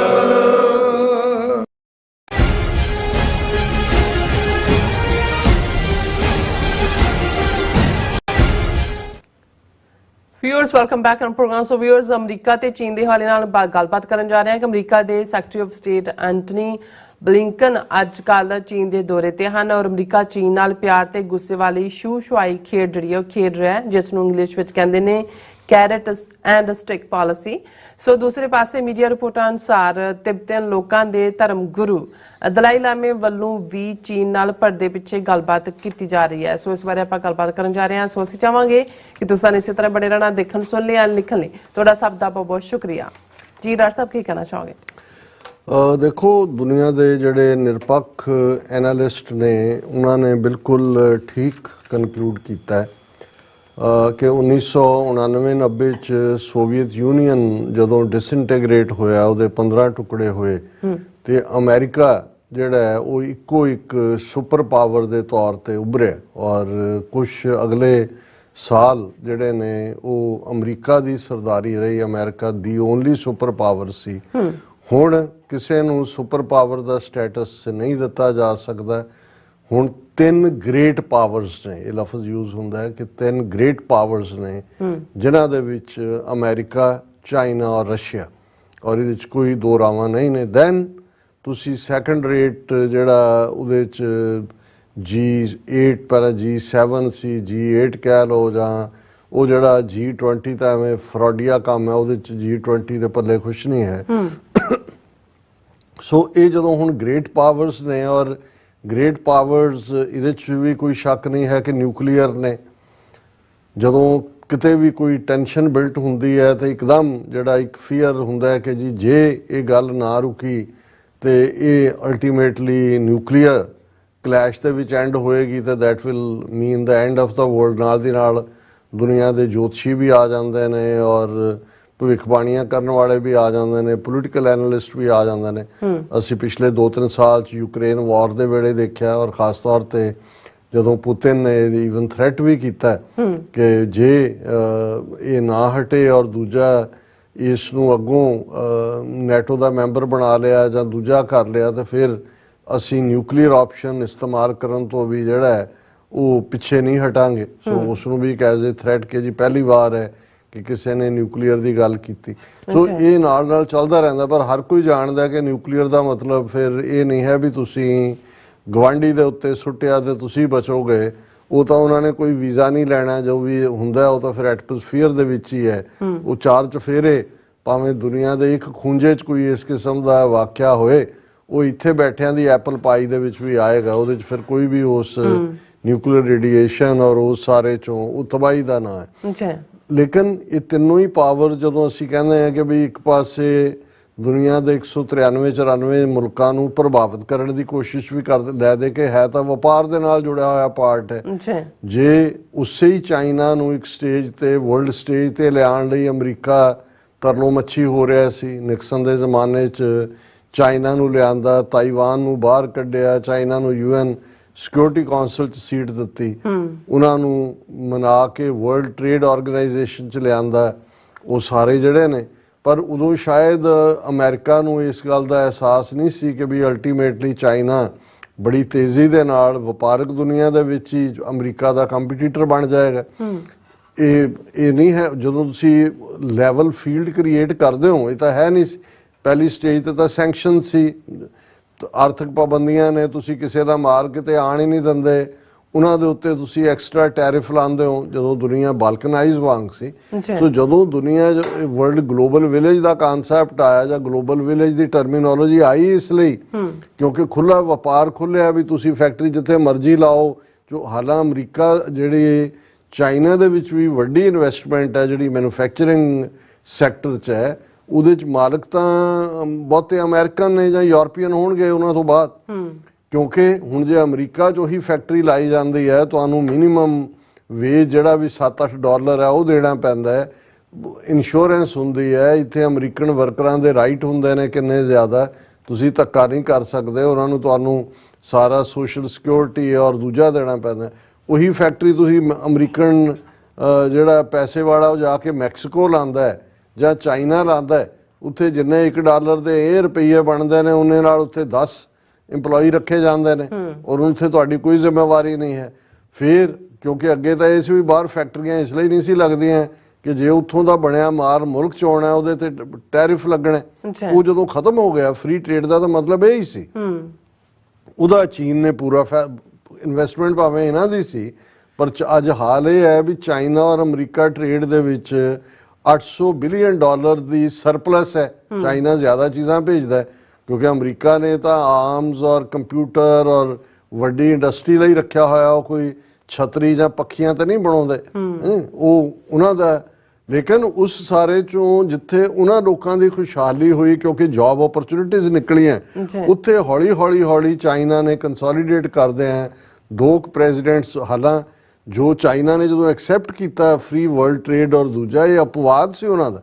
ਤੁਸੀਂ ਕਮਿਊਨਿਜ਼ਮ ਦੀ ਆਈਡੀਓਲੋਜੀ, ਮਾਰਕਸਿਜ਼ਮ ਹੈ ਜਾਂ ਉਹ ਮਾਓਇਜ਼ਮ ਹੈ, ਮਾਓ ਦੇ ਥੱਲੇ ਜਿਹੜਾ ਚੀਨ ਦਾ ਰੈਵੋਲੂਸ਼ਨ ਦਾ ਪਿਓ ਹੈ, ਉਹਦੇ 'ਚ ਤਾਂ ਇਹ ਹੈ ਹੀ ਨਹੀਂ ਸੀ। ਲੇਕਿਨ ਚੀਨੇ ਜਿਹੜੇ ਨੇ 4-5 ਹਜ਼ਾਰ ਸਾਲ ਦੀ ਸਿਵਲਾਈਜੇਸ਼ਨਲ ਰਿਚਨੈਸ ਹੈ ਉਹਨਾਂ ਦੀ, ਉਹਨਾਂ ਦੇ ਉਹ ਮਿਸਟਰ ਡੈਂਗ ਕੇ ਕੀ ਪ੍ਰੈਜ਼ੀਡੈਂਟ ਸੀ, ਉਹਨੂੰ ਪੁੱਛਿਆ ਸੀ ਕਿ ਜੀ ਤੁਸੀਂ ਤਾਂ ਬਿਲਕੁਲ ਕਮਿਊਨਿਜ਼ਮ 'ਚ ਬਿਲੀਵ ਕਰਨ ਵਾਲੇ, ਤੁਸੀਂ ਕੈਪੀਟਲਿਸਟ ਸੁਸਾਇਟੀ ਦੇ ਆਈਡੀਅਲਸ ਵੱਲ ਕਿੱਥੇ ਚਲੇ ਗਏ? ਤੇ ਉਹਨੇ ਕਿਹਾ ਕਿ ਵੀ ਜਿਹੜਾ ਬਿੱਲੀ ਨੂੰ ਚੂਹੇ ਫੜਨੇ ਆਣੇ ਚਾਹੀਦੇ ਨੇ, ਬਿੱਲੀ ਦਾ ਰੰਗ ਕਾਲਾ ਹੈ ਕਿ ਚਿੱਟਾ ਹੈ, ਇਹ ਮੈਟਰ ਨਹੀਂ ਕਰਦਾ। ਔਰ ਗੱਲ ਬਿਲਕੁਲ ਠੀਕ ਹੈ। ਹੁਣ ਜਦੋਂ ਹੀ ਸਾਹਮਣੇ ਆਇਆ, ਅੱਜ ਹਾਲ ਇਹ ਹੈ ਕਿ ਜੇ ਅਮਰੀਕਾ ਦੀ $24 ਟ੍ਰਿਲੀਅਨ ਦੀ ਇਕਨੋਮੀ ਹੈ ਤੇ ਬੜੀ ਕਲੋਜ਼ਲੀ ਚਾਈਨਾ ਵੀ ਕਿਤੇ ਫਾਲੋ ਕਰਦਾ, ਔਰ ਚਾਈਨਾ ਨੇ ਜਦੋਂ one belt one road initiative ਦਿੱਤਾ ਹੈ, ਔਰ ਖਾਸ ਤੌਰ ਤੇ ਅਫਰੀਕਾ ਕੰਟੀਨੈਂਟ, ਸਾਊਥ ਅਮਰੀਕਾ ਔਰ ਈਵਨ ਯੂਰਪ ਤੱਕ ਪਹੁੰਚ ਕੀਤੀ, ਅੱਜ ਹਾਲ ਇਹ ਹੈ ਕਿ ਲਗਭਗ 140 ਦੇ ਨੇੜੇ ਤੇੜੇ ਮੁਲਕ ਜਿਹੜੇ ਨੇ ਉਹਨਾਂ ਨੇ ਸਿਗਨੇਚਰ ਕੀਤੇ ਹੋਏ ਨੇ one belt one road, $400 billion ਦੇ ਨੇੜੇ ਤੇੜੇ ਦਾ। ਸੋ ਅਲਟੀਮੇਟ ਲੜਾਈ ਜਿਹੜੀ ਹੈ ਉਹ ਅਸੀਂ ਦੇਖਦੇ ਹਾਂ ਜੀ ਕਿਹਦੀਆਂ ਵਪਾਰਕ ਅਪਰਚੁਨਿਟੀਜ਼ ਨੇ, ਕਿਸ ਤੇ ਲਾਣਾ ਹੈ। ਅਮਰੀਕਾ ਸਾਡਾ ਮੁਲਕ ਹੈ, ਅਸੀਂ ਵੈਲਵਿਸ਼ਰ ਹੈ ਅਮਰੀਕਾ ਦੇ, ਪਰ ਅਸੀਂ ਸਮਝਦੇ ਹਾਂ ਵੀ ਇਸ ਖੇਡ ਨੂੰ ਵੀ ਸਮਝਣਾ ਹੋਏਗਾ ਵੀ ਇਹਦੇ 'ਚ ਬਹੁਤ ਵਾਰ ਜਿਸ ਚਾਰਜ ਨੂੰ ਲਾ ਕੇ ਕਿਸੇ ਤੇ ਪਾਬੰਦੀਆਂ ਲਾਈਆਂ ਜਾਂਦੀਆਂ ਉਹ ਵੀ ਨੀਡ ਬੇਸਡ ਹੁੰਦਾ ਹੈ ਕਿ ਵੀ ਵੈਸਟਰਨ ਇੰਟਰਸਟ ਹੈ, ਸਟ੍ਰੈਟੇਜਿਕ ਇੰਟਰਸਟ ਹੈ। ਹੁਣ ਇਹਦੇ 'ਚ ਕੋਈ ਸ਼ੱਕ ਨਹੀਂ ਹੈ ਕਿ ਚਾਈਨਾ ਦਾ ਇਨਫਲੂਐਂਸ, ਔਰ ਜਿਹੜਾ ਅੱਜ ਭਾਰਤ ਦੇ ਨਾਲ ਅਮਰੀਕਾ ਨੇ ਸਬੰਧ ਬਣਾ ਕੇ, ਔਰ ਸਾਡੇ ਇੱਕ youngster promising very brilliant chap ਹੈ, ਉਹ ਇਹ ਕਹਿੰਦਾ ਕਿ ਵੀ ਤੁਸੀਂ ਇਹ ਗੱਲ ਕਹੋ ਆਪਣੇ ਦਰਸ਼ਕਾਂ ਨੂੰ ਕਿ ਜਿਵੇਂ ਅਮਰੀਕਾ ਨੇ ਚਾਈਨਾ ਦੇ ਉੱਤੇ ਟਰਸਟ ਕਰਦੇ ਆ ਜਾਂ ਚਾਈਨਾ ਬਾਰੇ ਇੱਕ ਜਿਹੜਾ ਉਹ ਮੌਕਫ ਅਪਣਾਇਆ ਸੀ 70s ਦੇ ਵਿੱਚ 80s ਦੇ ਵਿੱਚ, ਔਰ ਇੱਕਦਮ ਅਮਰੀਕਾ ਨੂੰ ਇਹ ਰਿਅਲਾਈਜ਼ ਹੋਇਆ ਕਿ ਵੀ ਇਹ ਤਾਂ ਜਿਹੜਾ ਗੱਲ ਹੱਥੋਂ ਨਿਕਲ ਗਈ, ਵੀ ਉਹੀ ਗਲਤੀ ਅਮਰੀਕਾ ਭਾਰਤ ਦੇ ਮਾਮਲੇ 'ਚ ਦੁਹਰਾ ਰਿਹਾ। ਵੀ ਇਹਨੂੰ ਚੈੱਕ ਕਰੋ ਕਿ ਵੀ ਉਹ ਤਾਂ ਸਮਝਦੇ ਨੇ ਵੀ ਭਾਰਤ ਨੂੰ ਐਜ਼ ਏ ਬਲਵਾਕ ਚਾਈਨਾ ਦੇ ਅਗੇਂਸਟ ਭੁਗਤਾਇਆ, ਪਰ ਜਿਸ ਰਸਤੇ ਤੇ ਭਾਰਤ ਤੁਰਿਆ ਹੋਇਆ ਹੈ ਰਸ਼ੀਆ ਦੇ ਨਾਲ ਵੀ ਤੇ ਉਧਰ ਵੀ ਤੇ ਇੱਧਰ ਵੀ ਇਹ ਅਮਰੀਕਾ ਨੂੰ ਫਿਰ ਧੋਖਾ ਮਿਲੇਗਾ ਇਸ 'ਚੋਂ, ਜਿਵੇਂ ਉਹ ਇਹ ਸਮਝਦੇ ਨੇ ਵੀ ਚਾਈਨਾ ਦੇ ਮਾਮਲੇ 'ਚ ਜਿਹੜਾ ਅਮਰੀਕਾ ਜਿਹੜਾ ਉਹ ਪਛੜਿਆ। ਸੋ ਹੁਣ ਇਸ ਸਾਰੇ ਨੂੰ ਮੱਦੇ-ਨਜ਼ਰ ਰੱਖਦੇ ਆ, ਚਾਈਨਾ ਇੱਕ ਆਪਣੇ ਆਪ 'ਚ ਪਾਵਰ ਹੈ, ਰਸ਼ੀਆ ਦੇ ਕਰੀਬ ਆਣਾ, ਉਸ ਨੇ ਅਮਰੀਕਾ ਨੂੰ ਜਿਹੜਾ ਜੇ 3 ਵੱਡੀਆਂ ਪਾਵਰਸ ਨੇ, 2 ਇੱਕ ਥਾਂ ਤੇ ਨੇ। ਯੂਕਰੇਨ ਵਾਰ 'ਚ ਜਿਹਨੂੰ ਯੂਰਪ ਜਾਂ ਅਮਰੀਕਾ, ਹੁਣ ਜਿਹੜਾ ਲੇਟੈਸਟ ਪੈਕੇਜ ਬਾਈਡਨ ਨੇ ਲਿਆ, ਸੈਨੇਟ ਨੇ ਅਪਰੂਵ ਕੀਤਾ ਯੂਕਰੇਨ ਨੂੰ, ਔਰ ਕਿੰਨੇ $70 ਬਿਲੀਅਨ ਕੇ ਕਿੰਨੇ ਇਜ਼ਰਾਈਲ ਨੂੰ ਵੀ ਨਾਲ ਦਿੱਤੇ ਨੇ, ਤਾਈਵਾਨ ਨੂੰ ਵੀ ਨਾਲ ਦਿੱਤੇ ਨੇ। ਸੋ ਇਹ ਸਾਰੀ ਆਪਣੀ ਥਾਂ ਤੇ ਚੱਲ ਰਿਹਾ, ਲੇਕਿਨ ਅਮਰੀਕਾ ਬੇਸ਼ੱਕ ਆਪਣੀ ਕਰਾਊਡ ਦੀ ਕਈ ਵਾਰੀ ਡੋਮੈਸਟਿਕ ਪੋਲਿਟਿਕਸ ਦੇ ਲਈ ਹਾਰਡ ਲਾਈਨ ਵੀ, ਹੁਣ ਜਿਵੇਂ ਜਿਸ ਦਾ ਅੱਜ ਕੱਲ੍ਹ ਸਭ ਤੋਂ ਜ਼ਿਆਦਾ ਮੇਰਾ ਖਿਆਲ ਹੈ ਜੇ ਵੈਸੇ ਪਾਬੰਦੀ ਲੱਗ ਜਾਏ ਤੇ ਚੰਗੀ ਗੱਲ ਹੋਏਗੀ, ਟਿਕਟੌਕ। ਹੁਣ ਅਮਰੀਕਨ ਸੈਨੇਟ ਨੇ ਪਾਸ ਕਰਤਾ ਵੀ ਟਿਕਟੌਕ ਤੇ ਪਾਬੰਦੀ। ਇੰਨਾ ਵੱਡਾ ਉਹਦਾ ਮਾਲਕ ਜਿਹੜਾ ਉਹ ਭਾਵੇਂ ਅਮਰੀਕਾ 'ਚ ਰਹਿੰਦਾ ਹੈ ਪਰ ਚਾਈਨੀਜ਼ ਕੰਪਨੀ ਦਾ ਹੈ, ਤੇ ਇੰਨੇ $100 ਬਿਲੀਅਨ ਦੀ ਇਹ ਬਿਜ਼ਨਸ ਹੈ। ਜਾਂ ਦੂਜਾ ਤੇ ਇਹਨਾਂ ਨੇ ਪਾਬੰਦੀ ਲਾਉਣ ਵੇਲੇ ਕਿਹਾ ਕਿ ਜੀ ਇਹ ਜਿਹੜਾ ਅਮਰੀਕਾ ਦਾ ਡਾਟਾ ਹੈ ਇਹ ਚਾਈਨਾ ਜਾ ਰਿਹਾ ਔਰ ਇਹ ਸਿਕਿਉਰਿਟੀ ਥ੍ਰੈਟ ਹੈ। ਹੁਣ ਹਾਲਾਂ ਇੱਕ ਲੰਬੀ ਬੈਠਕ ਬਾਈਡਨ ਨੇ ਕਰ ਦੇਣੇ ਨੇ ਦਸਤਖਤ ਤੇ ਵੀ ਟਿਕਟੌਕ ਤੇ ਪਾਬੰਦੀ, ਹਾਲਾਂ ਇਮੀਡੀਏਟ ਨਹੀਂ ਲੱਗਣੀ ਹੈ ਕਿਉਂਕਿ ਲੀਗਲ ਬੈਟਲ ਹੋਏਗੀ 2-3 ਸਾਲ। ਇਸ ਦੇ ਵਿੱਚ 6 ਮਹੀਨੇ ਜਾਂ ਉਹਨੂੰ ਸਾਲ ਤਾਂ ਉਹਨੂੰ ਵੀ ਦਿੱਤਾ ਹੈ ਕਿ ਵੀ ਤੂੰ ਵੇਚ ਕਿਸੇ ਨੂੰ, ਟਿਕਟੌਕ ਕਿਸੇ ਅਮਰੀਕਨ ਨੂੰ ਵੇਚ ਤਾਂ ਕਿ ਡਾਟਾ ਨਾ ਜਾਏ। ਪਰ ਕਹਿਣ ਦਾ ਮਤਲਬ ਇਹ ਹੈ ਵੀ ਇਸ ਸਾਰੀ ਪ੍ਰੋਗਰੈਸ 'ਚ ਹੁਣ ਜੇ ਆਰਟੀਫਿਸ਼ੀਅਲ ਇੰਟੈਲੀਜੈਂਸ ਦੇ ਹਵਾਲੇ ਨਾਲ ਗੱਲ ਕਰੀਏ ਤੇ ਅਮਰੀਕਾ ਦੇ ਆਪਣੇ ਐਕਸਪਰਟਸ ਦਾ ਕਹਿਣਾ ਵੀ ਚਾਈਨਾ ਦਾ ਅਪਰ ਐਜ ਹੈ। ਉਹਨੇ ਸਾਰੀਆਂ 20-25-30 ਸਾਲ ਦੇ ਵਿੱਚ ਹੀ ਡਿਵੈਲਪਮੈਂਟਸ ਹੋਈਆਂ ਨੇ। ਸੋ ਅਮਰੀਕਾ ਉਸ ਹੱਦ ਤੱਕ ਵੀ ਨਹੀਂ ਜਾਣਾ ਚਾਹੁੰਦਾ ਵੀ ਚਾਈਨਾ ਇੱਕ ਟੋਟਲ ਹੌਸਟਾਈਲ ਪਾਵਰ ਦੇ ਤੌਰ ਤੇ ਹੋਏ, ਔਰ ਇਹਦੇ ਮੱਦੇ ਨਜ਼ਰ ਹੀ ਰਿਪੀਟਡਲੀ ਉਹਨਾਂ ਦਾ ਵੀ ਬੰਦਾ ਇੱਥੇ ਆਇਆ ਸੀ। ਹੁਣ ਅਗੇਨ ਜਦੋਂ ਅੱਜ ਅਸੀਂ ਗੱਲ ਕਰ ਰਹੇ ਹਾਂ ਤੇ ਅਮਰੀਕਾ ਦੇ secretary of state Antony Blinken ਆਪਣੇ 3 ਰੋਜ਼ਾ ਦੌਰੇ ਦੇ ਉੱਤੇ ਜਿਹੜੇ ਨੇ ਉਹ ਚਾਈਨਾ ਪਹੁੰਚ ਗਏ ਨੇ ਔਰ ਉੱਥੇ ਉਹਨਾਂ ਦੀ ਗੱਲਬਾਤ ਚੱਲ ਰਹੀ ਹੈ ਜਿਨ੍ਹਾਂ ਮੁੱਦਿਆਂ ਦੇ ਉੱਤੇ ਉਹਨਾਂ ਨੇ ਜਿਹੜਾ ਉਹਨਾਂ ਦੇ ਕਾਊਂਟਰਪਾਰਟ ਐਂਟਨੀ ਬਲਿੰਕਨ ਦੇ ਨੇ ਵੈਂਗ ਯੀ ਉਹਦੇ 'ਚ ਉਹਨਾਂ ਨੇ ਜਿਹੜੇ ਟੌਪਿਕ ਕਹੇ ਨੇ of discussion resuming counter narcotic cooperation ਕਿਉਂਕਿ ਡਰੱਗਸ ਪ੍ਰੋਬਲਮ ਤਾਂ ਹਰ ਮੁਲਕ ਦੇ ਲਈ ਹੈ। ਕਿੱਥੋਂ ਨਿਕਲ ਉਹਦੇ ਨਾਲ ਡਰੱਗਸ ਨਾਲ ਫਿਰ ਨਾਰਕੋ ਟੈਰਰਿਜ਼ਮ ਵੀ ਜੁੜਿਆ ਹੋਇਆ ਹੈ, ਇਲੀਗਲ ਵੈਪਨ ਵੀ ਜੁੜੇ ਹੋਏ ਨੇ ਉਹਦੇ ਨਾਲ। ਜੇ ਅਸੀਂ ਸਮੁੰਦਰੀ ਜਹਾਜ਼ ਲੁਟੇਰੇ ਪਾਇਰੇਟਸ ਉਹ ਸਾਰਾ ਵੀ ਮਹਿਕਮਾ ਆ ਜਾਂਦਾ। So resuming counter narcotics cooperation, military to military communication ਕਿਉਂਕਿ ਜਦੋਂ ਚਾਈਨਾ ਦਾ ਪ੍ਰੈਜ਼ੀਡੈਂਟ ਇੱਥੇ ਆਇਆ ਸੀ ਕਿ ਬਈ ਹਾਇਰ ਲੈਵਲ ਦੀ ਕਮਾਂਡ ਕਿ ਅਮਰੀਕਾ ਦਾ ਕਮਾਂਡਰ ਇਨ ਚੀਫ ਚੁੱਕੇਗਾ ਫੋਨ ਉਹ ਚਾਈਨਾ ਵਾਲਿਆਂ ਨੂੰ ਕਰੇਗਾ ਉਸ ਲੈਵਲ ਦੀ ਕਮਿਊਨੀਕੇਸ਼ਨ। ਆਰਟੀਫੀਸ਼ੀਅਲ ਇੰਟੈਲੀਜੈਂਸ ਇਹ ਅਮਰੀਕਾ ਦੇ ਵੀ ਇੰਟਰਸਟ ਹੈ ਕਿ ਬਈ ਹੁਣ ਆਉਣ ਵਾਲੇ ਦੇ ਵਿੱਚ ਤਾਂ ਇਹ ਨਹੀਂ ਹੋਣਾ ਵੀ ਗੋਲੀ ਤੁਸੀਂ ਮਾਰ ਰਹੇ ਹੋ ਇੱਕ ਫੌਜੀ ਇੱਥੇ ਖੜਾ ਹੈ ਕੋਨੂੰ ਖੜਾ ਹੈ ਉਹਨੂੰ ਨਾ, ਉਹ ਤਾਂ ਰੋਬੋਟ ਖੜੇ ਨੇ ਉਹੀ ਮਾਰ ਰਹੇ ਨੇ ਗੋਲੀਆਂ ਇੱਕ ਦੂਜੇ ਨੂੰ। ਕੰਟਰੋਲ ਕਿਤੇ ਹੋਰ ਹੋ ਰਿਹਾ ਹੈ, ਜੈਮਿੰਗ ਤੁਹਾਡੇ ਸਿਸਟਮ ਦੀ ਕਿਤੇ ਹੋਰ ਹੋ ਰਹੀ ਹੈ, ਹੈਕਿੰਗ ਕਿਤੇ ਹੋਰ ਹੋ ਰਹੀ ਹੈ। So artificial intelligence and strengthening people to people ties ਇਹ ਵੀ ਇੰਪੋਰਟੈਂਟ ਹੈ ਕਿਉਂਕਿ ਜਦੋਂ ਟਰੰਪ ਦੇ ਵੇਲੇ ਥੋੜੀ ਜਿਹੀ ਐਂਟਾਈ ਚਾਈਨਾ ਲਾਈਨ ਆਈ ਤੇ ਇੱਥੇ ਵੀ ਕ੍ਰਾਈਮ ਜਿਹੜੇ ਹੇਟ ਕ੍ਰਾਈਮ ਹੋਣੇ ਸ਼ੁਰੂ ਹੋਏ। ਔਰ ਫਿਰ ਜਿਹੜਾ ਵੱਡਾ ਕੰਸਰਨ ਹੈ ਅਮਰੀਕਾ ਦਾ ਕਿ ਚਾਈਨਾ ਜਿਹੜੇ ਆਪਣੇ ਕੰਪੋਨੈਂਟ ਵੇਚ ਰਿਹਾ ਵੈਪਨ ਕੰਪੋਨੈਂਟ ਜਾਂ ਡਿਊਲ ਯੂਜ਼ ਪ੍ਰੋਡਕਟਸ ਰਸ਼ੀਆ ਨੂੰ ਦੇ ਰਿਹਾ ਜਿਹਦੇ ਨਾਲ ਮਾਸਕੋ ਮਾਡਰਨਾਈਜ਼ ਕਰ ਰਿਹਾ ਆਪਣੀ ਆਰਮਸ ਫੈਕਟਰੀ ਨੂੰ। ਔਰ ਇਸ ਤਰੀਕੇ ਨਾਲ ਅਮਰੀਕਾ ਦਾ ਮੰਨਣਾ ਹੈ ਕਿ China is helping Russia in it's fight against Ukraine ਕਿ ਵੀ ਇਹ ਉਹਦੀ ਮਦਦ ਕਰ ਰਿਹਾ। ਸੋ ਇਸ ਵੇਲੇ ਆਲਰੇਡੀ $60 ਬਿਲੀਅਨ ਏਡ ਯੂਕਰੇਨ ਨੂੰ ਮੰਨ ਲਈ ਹੈ, US ਭੇਜ ਰਿਹਾ। ਆਲਰੇਡੀ ਕੱਲ ਦੀ ਖਬਰ ਇਹ ਸੀ ਕਿ ਉਹ ਮਿਜ਼ਾਈਲਾਂ ਜਿਹੜੀਆਂ ਪਹਿਲਾਂ ਕਦੇ ਯੂਕਰੇਨ ਨੂੰ ਨਹੀਂ ਦਿੱਤੀਆਂ ਆਲਰੇਡੀ ਉਹ ਯੂਜ਼ ਕਰ ਰਿਹਾ ਲੌਂਗ ਡਿਸਟੈਂਸ ਡੈਮੇਜ ਕਰਨ ਵਾਲੀਆਂ। ਔਰ ਇਹ ਜਿਹੜਾ ਇਹ ਚਾਹੁੰਦੇ ਨੇ G7 ਫੋਰਨ ਮਿਨਿਸਟਰਸ ਵੀ ਇਟਲੀ ਦੇ ਵਿੱਚ ਪਿਛਲੇ ਹਫਤੇ ਮਿਲੇ, ਉਹਨਾਂ ਨੇ ਮੰਗ ਕੀਤੀ ਹੈ ਕਿ ਜੀ ਚਾਈਨਾ ਇਹ ਪਲੈਜ ਕਰੇ ਕਿ ਬਈ ਉਹ ਰਸ਼ੀਆ ਨੂੰ ਜਿਹੜਾ ਉਹ ਮਦਦ ਨਹੀਂ ਕਰੇਗਾ। ਔਰ ਇਸੇ ਤਰ੍ਹਾਂ ਹੁਣ ਜਦੋਂ ਐਂਟਨੀ ਬਲਿੰਕਨ ਦੀ ਵਿਜ਼ਿਟ ਸੀ ਤਾਂ ਕਿਤੇ ਵੀ ਇਹ ਇਸ਼ੂ ਨਹੀਂ ਸੀ ਕਿ ਜੀ ਤਾਈਵਾਨ ਦਾ ਇਸ਼ੂ ਚੁੱਕਿਆ ਜਾ ਕਿਉਂਕਿ ਚਾਈਨਾ ਦੇ ਲਈ ਜਿਹੜੀ ਰੈੱਡ ਵਾਇਰ ਹੈ ਜਾਂ ਰੈੱਡ ਲਾਈਟ ਹੈ ਜੇ ਅਮਰੀਕਾ ਵੀਗਰ ਮੁਸਲਮਾਨਾਂ ਦਾ ਜ਼ਿਕਰ ਕਰੇ ਜਾਂ ਤਿੱਬਤ ਦਾ ਜ਼ਿਕਰ ਕਰੇ ਜਾਂ ਤਾਈਵਾਨ ਦਾ ਜ਼ਿਕਰ ਕਰੇ। ਸੋ ਕੁੱਲ ਮਿਲਾ ਕੇ ਅਸੀਂ ਸਮਝਦੇ ਹਾਂ ਕਿ ਵੀ ਇਹ ਸਾਰਾ ਉਹਨਾਂ ਦੀ ਜਿਹੜੀ ਗੁਫ਼ਤਗੂ ਹੈ ਉਹ ਇਹਨਾਂ ਦੁਆਲੇ ਹੀ ਹੋਏਗੀ to keep China in good humour. ਪਰ ਦੂਸਰੇ ਪਾਸੇ ਅਸੀਂ ਇਹ ਦੇਖ ਰਹੇ ਹਾਂ ਵੀ ਕਿਤੇ ਨਾ ਕਿਤੇ ਅਮਰੀਕਾ ਵੀ ਸਮਝਦਾ ਵੀ ਲੌਂਗ ਟਰਮ ਚਾਈਨਾ ਦੇ ਨਾਲ ਜੇ ਰਿਲੇਸ਼ਨਸ਼ਿਪ ਸਮੂਥ ਹੁੰਦੀ ਹੈ ਤੇ ਇੱਕ ਜਿਹੜਾ ਬੋਨ ਆਫ ਕੰਟੈਂਸ਼ਨ ਹੈ ਉਹ ਤਿੱਬਤਨ ਇਸ਼ੂ ਹੈ। ਦਲਾਈ ਲਾਮਾ ਜਿਹੜਾ 1959 CIA ਔਰ ਇੰਡੀਅਨ ਇੰਟੈਲੀਜੈਂਸ ਬਿਊਰੋ ਨੇ ਜੁਆਇੰਟ ਆਪਰੇਸ਼ਨ ਕਰਕੇ ਕੱਢਿਆ, ਤਿੱਬਤ ਦੇ ਵਿੱਚ ਰਿਬੈਲੀਅਨ ਹੋਇਆ, ਕਾਮਯਾਬ ਨਹੀਂ ਸੀ ਹੋਇਆ। ਹੁਣ ਬਹੁਤਿਆਂ ਨੂੰ ਲੱਗੇਗਾ ਕਿ ਜੀ ਉੱਥੇ ਦਲਾਈ ਲਾਮਾ ਬੈਠਾ ਹੈ ਔਰ ਗਵਰਨਮੈਂਟ ਇਨ ਐਗਜ਼ਾਈਲ ਵੀ ਬਣਾਈ ਹੋਈ ਹੈ, ਧਰਮਸ਼ਾਲਾ ਮੈਕਲੋਡਗੰਜ ਦੇ ਵਿੱਚ ਉਹਦਾ ਹੈੱਡਕੁਆਰਟਰ ਹੈ। ਪਰ ਹੁਣ ਅੱਜ ਹੀ ਜਦੋਂ ਅਸੀਂ ਐਂਟਨੀ ਬਲਿੰਕਨ ਦੀ ਇਸ ਖਬਰ ਨੂੰ ਦੇਖ ਰਹੇ ਹਾਂ ਨਾਲ ਤੁਸੀਂ ਖਬਰ ਦੇਖੋਗੇ India China border situation at present generally stable. ਹੁਣ ਇੰਡੀਆ ਨੂੰ ਵੀ ਅਮਰੀਕਾ ਕਹਿ ਰਿਹਾ ਕਿ ਵੀ ਇਹ ਰੱਖੋ ਕਿਉਂਕਿ ਇਹਨੇ ਮੋਦੀ ਨੇ ਇੰਟਰਵਿਊ ਤੇ Chinese military reacts to PM Modi's boundary row comments. So India ਨੂੰ ਵੀ ਔਰ ਤੁਸੀਂ ਇਸ ਪੀਰੀਅਡ 'ਚ ਦੇਖਿਆ ਹੋਏਗਾ ਕਿ ਕੋਈ ਵੀ ਚੀਨ ਦੇ ਖਿਲਾਫ ਤਾਂ ਵੈਸੇ ਹੀ ਨਹੀਂ ਬੋਲਦਾ ਮੋਦੀ, ਲੇਕਿਨ ਓਵਰਆਲ ਵੀ ਜਿਹੜੀ ਇੱਕ ਨਫ਼ਰਤ ਸੀ ਉਹ ਘਟਾਈ ਹੈ। ਲੇਕਿਨ ਦੂਸਰਾ ਅਸੀਂ ਇਹ ਦੇਖ ਰਹੇ ਹਾਂ ਕਿ ਵੀ ਤਿੱਬਤੀਅਨਸ ਦੇ ਨਾਲ ਜਿਹੜੀ ਗੱਲਬਾਤ ਦਾ ਸਿਲਸਿਲਾ ਹੈ ਉਸ ਨੂੰ ਵੀ ਜਾਰੀ ਕੀਤਾ ਗਿਆ। ਇਹ ਪੂਰੀ ਖਬਰ ਸੀ ਕਿ ਵੀ ਤਿੱਬਤ ਦੇ ਨਾਲ ਜਿਹੜਾ ਉਹ ਬੈਕਡ੍ਰੌਪ ਗੱਲਬਾਤ ਆਲਰੇਡੀ ਚੱਲ ਰਹੀ ਹੈ। ਮੈਂ ਉਸ ਖਬਰ ਦਾ ਟਾਈਟਲ ਹੀ ਪੜਾਂਗਾ ਕਿ ਵੀ ਉਹਦੇ 'ਚ ਉਹਨਾਂ ਨੇ ਕਿਹਾ ਕਿ ਵੀ ਉਹਨੇ ਗਵਰਨਮੈਂਟ ਇਨ ਐਗਜ਼ਾਈਲ ਦੇ ਉੱਤੇ ਉਹਨਾਂ ਨੇ ਕਿਹਾ ਵੀ ਅਸੀਂ ਬੈਕਡੋਰ ਜਿਹੜੀ ਹੈ ਉਹ ਤਿੱਬਤ ਔਰ ਚੀਨ ਦੇ ਨੁਮਾਇੰਦਿਆਂ ਦੀ ਗੱਲਬਾਤ ਚੱਲ ਰਹੀ ਹੈ। ਤਿੱਬਤਨ government in ਐਗਜ਼ਾਈਲ holds back channel talks with China, aims to revive starred dialogue process. From 2002 to 2010, Dalai Lama's representatives and Chinese government have held 9 rounds of dialogue.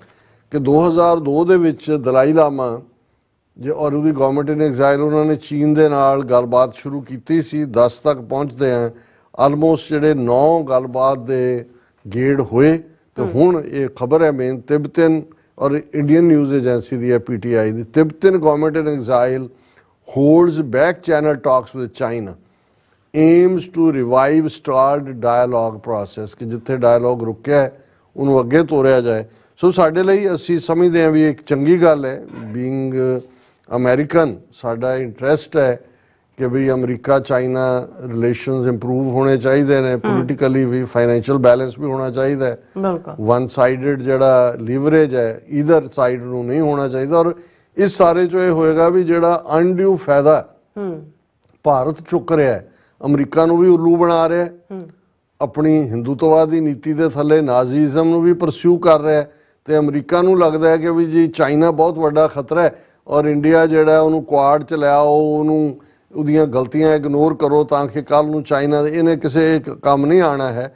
ਸੋ ਇਸ ਲਈ ਆਪਣੇ ਆਪ 'ਚ ਤੁਸੀਂ ਜਦੋਂ ਦੋ ਵੱਡੇ ਜਾਇੰਟ ਆਪਸ 'ਚ ਬੈਠ ਕੇ ਕਿਸੇ ਗੱਲ ਨੂੰ ਨਿਬੇੜ ਲੈਣ ਤਾਂ ਫਿਰ ਤੁਹਾਨੂੰ ਪ੍ਰੋਕਸੀ ਖੜੀ ਕਰਨ ਦੀ ਲੋੜ ਨਹੀਂ ਪੈਂਦੀ। ਜੀ ਰਾਜ ਸਾਹਿਬ ਤੁਹਾਡਾ ਬਹੁਤ ਬਹੁਤ ਧੰਨਵਾਦ। ਸਾਥ ਲੈਣ ਬ੍ਰੇਕ ਵਿਊਅਰਸ ਤੁਸੀਂ ਕਿਤੇ ਜਾਣ ਮਿਲਦੇ ਆ ਛੋਟੇ ਜਿਹੇ ਵਕਫੇ ਤੋਂ ਬਾਅਦ।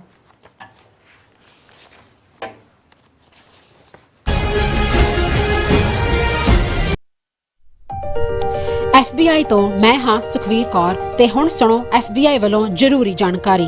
ਸਾਡੇ ਦੇਸ਼ ਅਮਰੀਕਾ ਵਿੱਚ ਬਾਹਰਲੇ ਦੇਸ਼ਾਂ ਦੀਆਂ ਸਰਕਾਰਾਂ ਵੱਲੋਂ ਅੰਤਰਰਾਸ਼ਟਰੀ ਦਬਾਅ ਪਾਇਆ ਜਾ ਰਿਹਾ ਹੈ। ਇਸ ਨੂੰ ਰੋਕਣ ਲਈ FBI ਨੂੰ ਤੁਹਾਡੇ ਸਹਿਯੋਗ ਦੀ ਲੋੜ ਹੈ। ਵਿਦੇਸ਼ੀ ਸਰਕਾਰਾਂ ਜਾਂ ਉਹਨਾਂ ਦੇ ਮੁਲਾਜ਼ਮਾਂ ਜਾਂ ਮੁਖਬਰਾਂ ਵੱਲੋਂ ਅਮਰੀਕਾ ਵਿੱਚ ਵਸਦੇ ਕਿਸੇ ਵੀ ਇਨਸਾਨ ਨਾਲ ਕੀਤੇ ਜਾ ਰਹੇ ਅੰਤਰਰਾਸ਼ਟਰੀ ਦਬਾਅ ਦੀਆਂ ਕੁਝ ਕਿਸਮਾਂ ਇਹ ਨੇ: ਨਿਗਰਾਨੀ ਰੱਖਣੀ, ਪਿੱਛਾ ਕਰਨਾ, ਤੰਗ ਪਰੇਸ਼ਾਨ ਕਰਨਾ, ਅਗਵਾ ਕਰਨ ਦੀ ਕੋਸ਼ਿਸ਼ ਜਾਂ ਉਸ ਤੇ ਸਰੀਰਕ ਹਮਲਾ ਕਰਨਾ ਅਤੇ ਧਮਕੀਆਂ ਤੇ ਡਰਾਵੇ ਰਾਹੀਂ ਜ਼ਬਰਦਸਤੀ ਕਿਸੇ ਭਾਈਚਾਰੇ ਜਾਂ ਵਿਅਕਤੀਆਂ ਬਾਰੇ ਜਾਣਕਾਰੀ ਇਕੱਠੀ ਕਰਨ ਦੀ ਕੋਸ਼ਿਸ਼ ਕਰਨੀ, ਕਿਸੇ ਨੂੰ ਉਸ ਦੇ ਮੂਲ ਦੇਸ਼ ਨੂੰ ਮੁੜਨ ਲਈ ਮਜਬੂਰ ਕਰਨਾ ਜਾਂ ਮੂਲ ਦੇਸ਼ ਵਿੱਚ ਵਸਦੇ ਉਸ ਦੇ ਰਿਸ਼ਤੇਦਾਰਾਂ ਨੂੰ ਡਰਾਉਣਾ ਜਾਂ ਹਿਰਾਸਤ ਵਿੱਚ ਲੈਣਾ, ਕਿਸੇ ਦੇ ਕੰਪਿਊਟਰ ਜਾਂ ਫੋਨ ਨੂੰ ਹੈਕ ਕਰਕੇ ਉਸ ਦੀ ਨਿੱਜਤਾ ਤੇ ਹਮਲਾ ਕਰਨਾ ਜਾਂ ਉਸ ਬਾਰੇ ਇੰਟਰਨੈਟ ਤੇ ਕੂੜ ਪ੍ਰਚਾਰ ਕਰਨਾ, ਕਿਸੇ ਦੀਆਂ ਵਿੱਤੀ ਜਾਇਦਾਦਾਂ ਨੂੰ ਜ਼ਬਤ ਕਰਨਾ। ਜੇ ਤੁਹਾਨੂੰ ਲੱਗਦਾ ਹੈ ਕਿ ਤੁਸੀਂ ਅੰਤਰਰਾਸ਼ਟਰੀ ਦਬਾਅ ਦੇ ਸ਼ਿਕਾਰ ਹੋ ਤਾਂ FBI ਨੂੰ ਹੁਣੇ ਕਾਲ ਕਰੋ 1-800-CALL-FBI ਜਾਂ 1-800-225-5324 ਤੇ ਸੰਪਰਕ ਕਰੋ।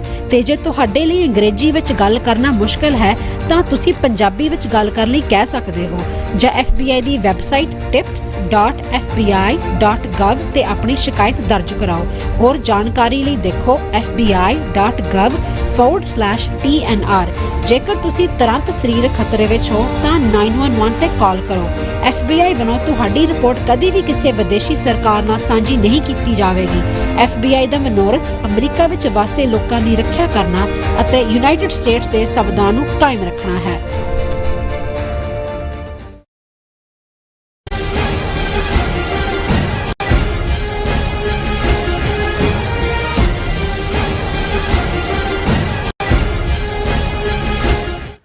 ਦਰਸ਼ਕੋ ਬ੍ਰੇਕ ਤੋਂ ਬਾਅਦ ਤੁਹਾਡਾ ਸਭ ਦਾ ਭਰਪੂਰ ਸਵਾਗਤ ਹੈ। ਸੋ ਵਿਊਅਰਸ ਗੱਲਬਾਤ ਕਰਨ ਜਾ ਰਹੇ ਹਾਂ ਕਿ ਪਾਕਿਸਤਾਨ ਦੀ ਸਰਕਾਰ ਅਤੇ ਉਹਨਾਂ ਦੀ ਵਪਾਰਕ ਅਦਾਰੇ ਭਾਰਤ ਨਾਲ ਵਪਾਰ ਕਰਨ ਲਈ ਤਰਲੋ ਮੱਛੀ ਹੋ ਰਹੇ ਨੇ।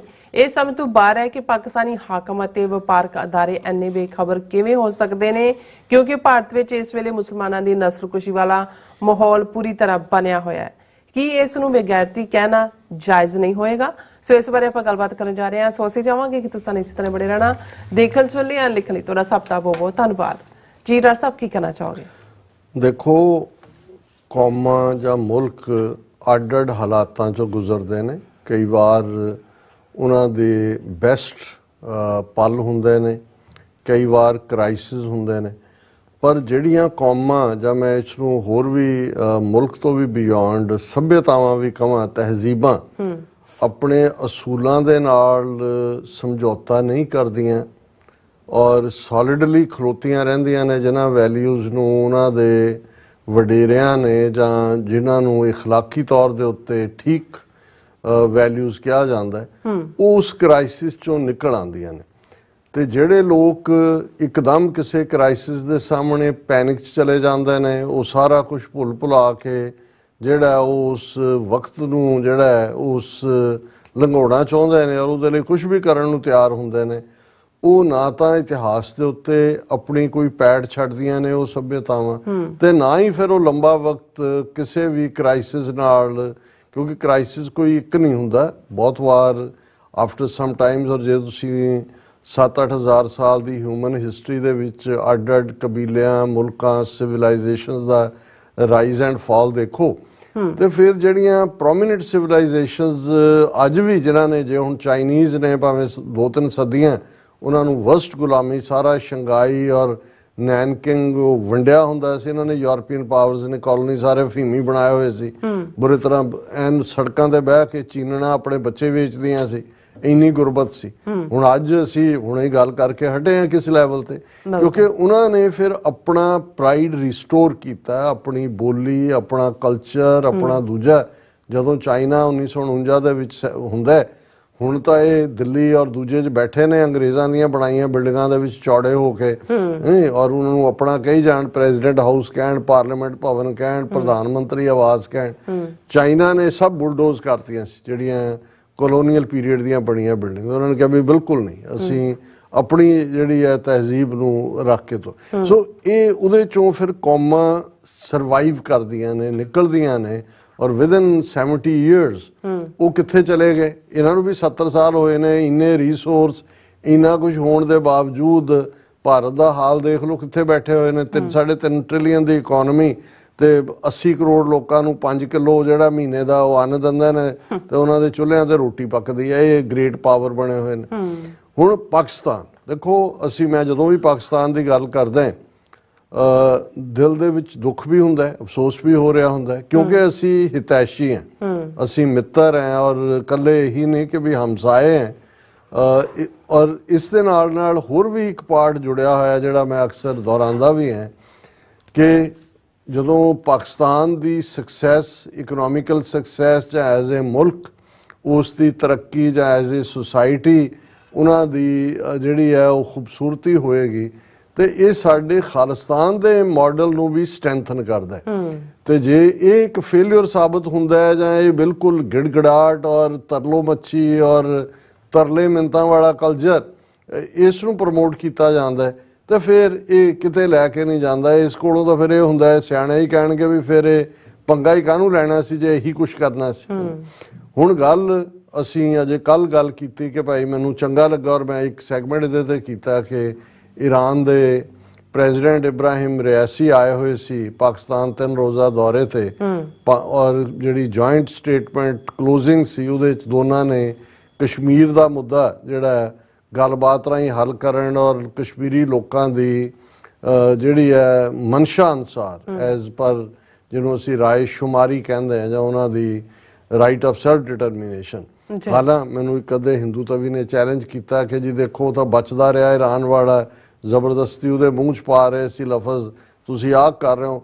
ਹੁਣ ਪਾਕਿਸਤਾਨੀ ਮੀਡੀਆ ਜਾਂ ਉਹਨਾਂ ਦੇ ਮੈਂ ਜਿੰਨੇ ਵੀ ਚੈਨਲ ਦੇਖਦਾ, ਕਿਤੇ ਇਹ ਡਿਸਕਸ ਨਹੀਂ ਹੋਇਆ ਕਿ ਜੀ ਦੇਖੋ ਈਰਾਨ ਨੇ, ਇਹਦੇ ਬਾਵਜੂਦ ਕਿ ਈਰਾਨ ਇੰਡੀਆ ਦੇ ਬਹੁਤ ਨੇੜੇ ਵੀ ਹੈ, ਚਾਹ ਬਹਾਰ ਵੀ ਡਿਵੈਲਪ ਕਰ ਰਹੇ ਨੇ, ਉਹਨਾਂ ਨਾਲ ਇੰਟੈਲੀਜੈਂਸ ਲੈਵਲ ਦੀ ਸ਼ੇਅਰਿੰਗ, ਪਰ ਇਹਦੇ ਬਾਵਜੂਦ ਈਰਾਨ ਨੇ ਕਸ਼ਮੀਰ ਦੇ ਮੁੱਦੇ ਤੇ ਪਾਕਿਸਤਾਨ ਦੀ ਨਾਲ ਜਿਹੜਾ ਉਹਨਾਂ ਦੀ ਯਕਜਹਿਤੀ ਦਾ ਇਜ਼ਹਾਰ ਕੀਤਾ, ਕਿਉਂਕਿ ਉਹਨਾਂ ਦਾ ਇੰਟਰਸਟ ਮੁੱਖ ਉਹ ਇਸ ਵੇਲੇ ਉਹ ਇਨਫਲੇਸ਼ਨ ਹੋਏ, ਮਹਿੰਗਾਈ ਹੋਏ, ਜਾਂ IMF ਦੀਆਂ ਕੰਡੀਸ਼ਨਸ ਨੂੰ ਲੈ ਕੇ ਹੋਏ, ਜਾਂ ਆਪਸ ਜਿਹੜੇ ਸਿਆਸੀ ਫਸੇ ਹੋਏ ਨੇ, ਜਾਂ ਫੌਜ ਦੇ ਅਗੇਂਸਟ ਜਿਹੜਾ ਇੱਕ ਨੈਰੇਟਿਵ ਵੀ ਚੱਲ ਰਿਹਾ ਹੈ, ਇਸ ਸਭ 'ਚ ਨੇ ਕਿ ਉਹਨਾਂ ਨੂੰ ਉਹ ਬੇਸਿਕ ਵੈਲਿਊਜ਼ ਦੇ ਨਾਲ ਕੋਈ ਸਰੋਕਾਰ ਨਹੀਂ ਹੈ ਕਿ ਵੀ ਇੱਕ ਪਾਸੇ ਹੁਣੇ ਅਸੀਂ ਇੰਟਰਨੈਸ਼ਨਲ ਮੀਡੀਆ ਨੇ ਕਿਵੇਂ ਮੋਦੀ ਨੇ ਜੋ ਮੁਸਲਮਾਨਾਂ ਦੇ ਖਿਲਾਫ ਨਫ਼ਰਤ ਦਾ ਮਾਹੌਲ ਸਿਰਜਿਆ ਹੋਇਆ, ਇੱਥੇ ਜਿਹੜੇ ਸੀਰੀਅਸ ਐਲੀਮੈਂਟ ਨੂੰ ਸਮਝਦੇ ਨੇ ਵੀ ਕਿਸੇ ਵੇਲੇ ਵੀ ਮੁਸਲਮਾਨਾਂ ਦਾ ਓਪਨ ਜੈਨੋਸਾਈਡ ਹੋ ਸਕਦਾ। ਹੁਣ ਇੱਕ ਪਾਸੇ ਤਾਂ ਉਹ ਮਾਹੌਲ ਹੋਏ ਵੀ ਕਸ਼ਮੀਰ ਨੂੰ ਵੀ ਉਹਨਾਂ ਨੇ ਬਿਲਕੁਲ ਇੱਕ ਕਾਲੋਨੀ ਤੋਂ ਬਦਤਰ ਬਣਾ ਕੇ ਕਿੰਨੇ ਜਿਹੜੇ ਨੇ ਉਹਨਾਂ ਦੇ ਉੱਤੇ ਪਾਬੰਦੀਆਂ ਨੇ, 20 ਕਰੋੜ ਮੁਸਲਮਾਨਾਂ ਦਾ ਜੀਣਾ ਹਰਾਮ ਕੀਤਾ ਹੋਇਆ ਉਸ ਪਾਸੇ, ਤੇ ਇਧਰ ਨਾ ਉਹ, ਔਰ ਇਲੈਕਸ਼ਨਾਂ ਦਾ ਫੇਜ਼ ਚੱਲ ਰਿਹਾ ਹੈ, ਬਿਲਕੁਲ ਨਫ਼ਰਤੀ ਮਾਹੌਲ ਵੀ। ਤੁਹਾਨੂੰ ਕੀ ਲੋੜ ਹੈ ਬਿਆਨਬਾਜ਼ੀਆਂ ਕਰਨ ਦੀ ਕਿ ਜੀ initiate trade talks with India for benefiting Pakistan's economy, business, political voices urge prime minister Sharif. ਹੁਣ ਸ਼ਾਬਾਜ਼ ਸ਼ਰੀਫ ਪ੍ਰਾਈਮ ਮਿਨਿਸਟਰ ਨੇ, ਉਹਨਾਂ ਨੇ ਜਿਹੜਾ ਉਹ ਵੀ ਉਹਨਾਂ ਦਾ ਪੰਜਾਬ ਦੀ ਅਸੈਂਬਲੀ ਦਾ ਸਪੀਕਰ ਹੈ ਮਲਕ ਅਹਿਮਦ ਖਾਨ, ਉਹਨੇ ਕਿਹਾ ਲਾਹੌਰ ਦੇ ਵਿੱਚ, enmity with India needs to be ended and talks for resumption of trade between the two countries should be initiated. ਦੁਸ਼ਮਣੀ ਤੁਸੀਂ ਕਰ ਰਹੇ ਹੋ, ਦੁਸ਼ਮਣੀ ਇੰਡੀਆ ਕਰ ਰਿਹਾ। ਬਿਲਕੁਲ ਆਰਟੀਕਲ 370 35A ਤੁਸੀਂ ਤੋੜਿਆ, ਇੰਡੀਆ ਨੇ ਤੋੜਿਆ। ਤੁਹਾਡੇ ਵਿੱਚ ਵੜ ਕੇ ਉਹਨਾਂ ਨੇ ਸਰਜੀਕਲ ਸਟ੍ਰਾਈਕ ਦੇ ਨਾਂ ਥੱਲੇ ਸੋਵਰਨਟੀ ਤੁਸੀਂ ਵਾਇਲੇਟ, ਤੁਸੀਂ ਤਾਂ ਕਾਊਂਟਰ ਕੀਤਾ, ਉਹਨੂੰ ਵਾਇਲੇਟ ਇਹਨਾਂ ਨੇ ਕੀਤਾ। ਔਰ ਉਹ ਨਫ਼ਰਤ ਦੇ ਉੱਤੇ ਨਫ਼ਰਤ ਦਾ ਬਿਆਨ ਦੇ ਰਿਹਾ। ਤੁਸੀਂ ਟਾਈਮਿੰਗ ਮੂੰਹ ਬੰਦ ਰੱਖੋ ਘੱਟੋ ਘੱਟ। ਜੇ ਤੁਹਾਨੂੰ ਇੰਨਾ ਹੀ ਤੁਸੀਂ ਤਰਲੋ ਮੱਛੀ ਹੋ ਰਹੇ ਹੋ, 2 ਮਹੀਨੇ ਬਾਅਦ ਜਿਹੜੀ ਹਕੂਮਤ ਆਂਦੀ ਹੈ 2-3 ਮਹੀਨੇ ਬਾਅਦ, ਉਹਦੇ ਨਾਲ ਕਰ ਲਿਓ ਗੱਲ। ਜੇ ਇੰਨਾ ਹੁਣ ਉਹ ਕਹਿ ਰਿਹਾ ਉਹਨਾਂ ਦਾ ਸਪੀਕਰ ਅਹਿਮਦ ਖਾਨ ਕਿ ਜੀ ਇਹ ਇੰਡੀਆ ਦੇ ਨਾਲ ਦੁਸ਼ਮਣੀ ਬੰਦ ਹੋਏ ਔਰ ਰਿਜ਼ੰਪਸ਼ਨ ਹੋਏ ਟ੍ਰੇਡ ਟਾਕਸ ਔਰ ਫਲਾਣਾ, ਕਿਉਂਕਿ ਇਹਦੇ ਨਾਲ ਜਿਹੜੀ ਹੈ ਸਾਨੂੰ ਜਿਹੜਾ ਉਹ ਨੁਕਸਾਨ ਹੋ ਰਿਹਾ। ਖਾਨ ਨੇ ਕਿਹਾ restoration of trade ties with India. ਔਰ ਕਿਉਂਕਿ ਇਸ ਤੋਂ 1 ਦਿਨ ਪਹਿਲਾਂ ਪਾਕਿਸਤਾਨ ਦੇ ਬਿਜ਼ਨਸ ਲੀਡਰ ਜਿਹੜੇ ਸ਼ਰੀਫ ਨੂੰ ਮਿਲੇ, ਸ਼ਾਹਬਾਜ਼ ਸ਼ਰੀਫ ਨੂੰ ਕਰਾਚੀ ਦੇ ਵਿੱਚ, ਉਹਨਾਂ ਨੇ ਕਿਹਾ ਕਿ ਜੀ ਬਾਈਲੇਟਰਲ ਜਿਹੜੀਆਂ ਟਾਕਸ ਨੇ ਸ਼ੁਰੂ ਕਰੋ ਇੰਡੀਆ ਦੇ ਨਾਲ ਗੱਲਬਾਤ, ਕਿਉਂਕਿ ਇਹ ਜਿਹੜਾ ਇੰਡੀਆ ਹੈਜ਼ ਰਿਪੀਟਡਲੀ ਟੋਲਡ, ਉਹ ਪਾਕਿਸਤਾਨ ਨੂੰ ਇੰਡੀਆ ਕਹਿ ਰਿਹਾ ਵੀ ਕਸ਼ਮੀਰ ਸਾਡਾ ਸੀ, ਸਾਡਾ ਹੈ। ਰਾਜਨਾਥ ਸਿੰਘ ਕਹਿ ਰਿਹਾ ਤੁਹਾਡਾ ਪਾਕਿਸਤਾਨ ਆਕੂਪਾਈਡ ਕਸ਼ਮੀਰ ਵੀ ਬਹੁਤ ਜਲਦੀ ਸਾਡਾ ਹਿੱਸਾ ਬਣੇਗਾ, ਉਹੀ ਲੋਕ ਕਹਿਣਗੇ। ਹੁਣ ਇਸ ਸਾਰੇ ਨੂੰ, ਔਰ ਇਹ ਮੇਰਾ ਪੜ੍ਹਨ ਨੂੰ ਵੀ ਜੀ ਨਹੀਂ ਕਰਦਾ ਜੋ ਇਹ ਇੱਕ ਦੂਜੇ ਨੂੰ ਇਹ ਲੱਗੇ ਹੋਏ ਨੇ ਕਹਿਣ ਕਿ ਜੀ ਇਹ ਤਾਂ ਬਿਲਕੁਲ ਹੀ, ਇਹ ਤਾਂ ਉਹੀ ਬਾਰ-ਬਾਰ। ਹਾਲਾਂਕਿ ਮੈਨੂੰ ਇਹ ਪੰਜਾਬੀ ਦਾ ਖਾਣ ਚੰਗਾ ਨਹੀਂ ਲੱਗਦਾ ਕਿਉਂਕਿ ਇਹ ਸ਼ੋਅ ਕਰਦਾ, ਪਰ ਗੱਲ ਉਹੀ ਹੈ ਵੀ ਉਹ ਫਿਰੇ ਨੱਥ ਕਢਾਉਣ ਨੂੰ, ਉਹ ਕਹੇ ਨੱਥ ਕਢਾਉਣ ਨੂੰ, ਉਹ ਫਿਰੇ ਨੱਕ ਵਢਾਉਣ ਨੂੰ, ਕਿ ਬਈ ਤੁਸੀਂ ਜਿਹੜਾ ਇਸ ਲੈਵਲ ਤੇ ਚਲੇ ਗਏ। ਔਰ ਇਹ ਕਿਸ ਕਿਸਮ ਦੀ ਇਹ ਤੁਹਾਡੀ ਸਿਚੁਏਸ਼ਨ ਹੈ ਵੀ ਤੁਸੀਂ ਬਿਲਕੁਲ ਹੀ ਤਰਲੋ ਮੱਛੀ ਕਰ ਰਹੇ ਹੋ। This is shameful. ਜੀ ਰਾਜ ਸਾਹਿਬ, ਤੁਹਾਡਾ ਬਹੁਤ ਬਹੁਤ ਧੰਨਵਾਦ। ਸੋ ਇੱਥੇ ਬ੍ਰੇਕ ਵਿਊਅਰਸ, ਤੁਸੀਂ ਇਸੇ ਤਰ੍ਹਾਂ ਬੜੇ ਰਹਿਣਾ, ਮਿਲਦੇ ਹਾਂ ਛੋਟੇ ਜਿਹੇ ਵਕਫੇ ਤੋਂ ਬਾਅਦ।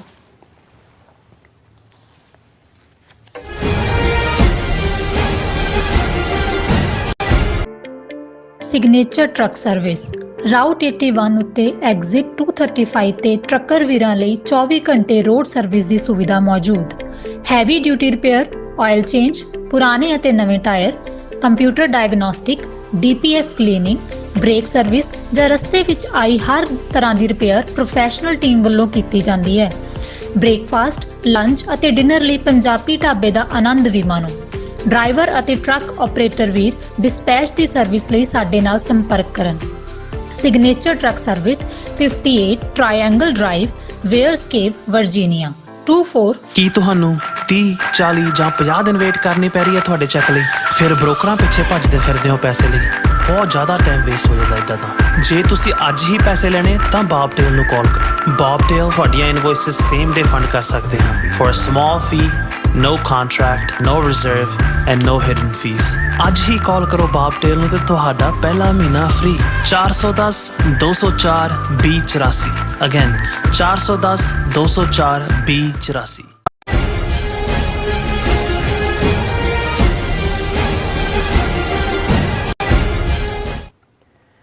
Viewers, welcome back on programme. So viewers, annual section ਵਿੱਚ ਗੱਲਬਾਤ ਕਰਨ ਜਾ ਰਹੇ ਹਾਂ ਕਿ ਡਿਬਰੂਗੜ੍ਹ ਜੇਲ੍ਹ ਵਿੱਚ ਬੰਦ ਭਾਈ ਅੰਮ੍ਰਿਤਪਾਲ ਸਿੰਘ ਹੋਰਾਂ ਦੇ ਲੋਕ ਸਭਾ ਚੋਣ ਲੜਨ ਨੂੰ ਲੈ ਕੇ ਅਜੇ ਅਸਪਸ਼ਟ ਸਥਿਤੀ ਬਣੀ ਹੋਈ ਹੈ। ਉਹਨਾਂ ਦੇ ਪਰਿਵਾਰ ਦੇ ਮੈਂਬਰ ਜਦੋਂ ਉਹਨਾਂ ਨੂੰ ਜੇਲ੍ਹ ਵਿੱਚ ਮਿਲਣ ਲਈ ਗਏ ਤਾਂ ਜੇਲ੍ਹ ਅਧਿਕਾਰੀਆਂ ਨੇ ਉਹਨਾਂ ਨੂੰ ਚੱਜ ਤਰ੍ਹਾਂ ਭਾਈ ਅੰਮ੍ਰਿਤਪਾਲ ਸਿੰਘ ਹੋਰਾਂ ਨਾਲ ਮਿਲਣ ਨਹੀਂ ਦਿੱਤਾ। ਸੋ ਉਹਨਾਂ ਦੇ ਪਿਤਾ ਅਨੁਸਾਰ ਦੁਬਾਰਾ ਉਹਨਾਂ ਨੂੰ ਮਿਲ ਕੇ ਇਸ ਸੰਬੰਧੀ ਕੋਈ ਸਪਸ਼ਟ ਨਿਰਣਾ ਲੈ ਸਕਦੇ ਹਨ।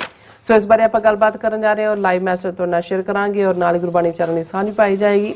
ਸੋ ਅਸੀਂ ਚਾਹਾਂਗੇ ਕਿ ਤੁਸੀਂ ਇਸੇ ਤਰ੍ਹਾਂ ਬੜੇ ਰਹਿਣਾ, ਦੇਖਣ ਸੁਣਨ ਲਈ, ਲਿਖਣ ਲਈ।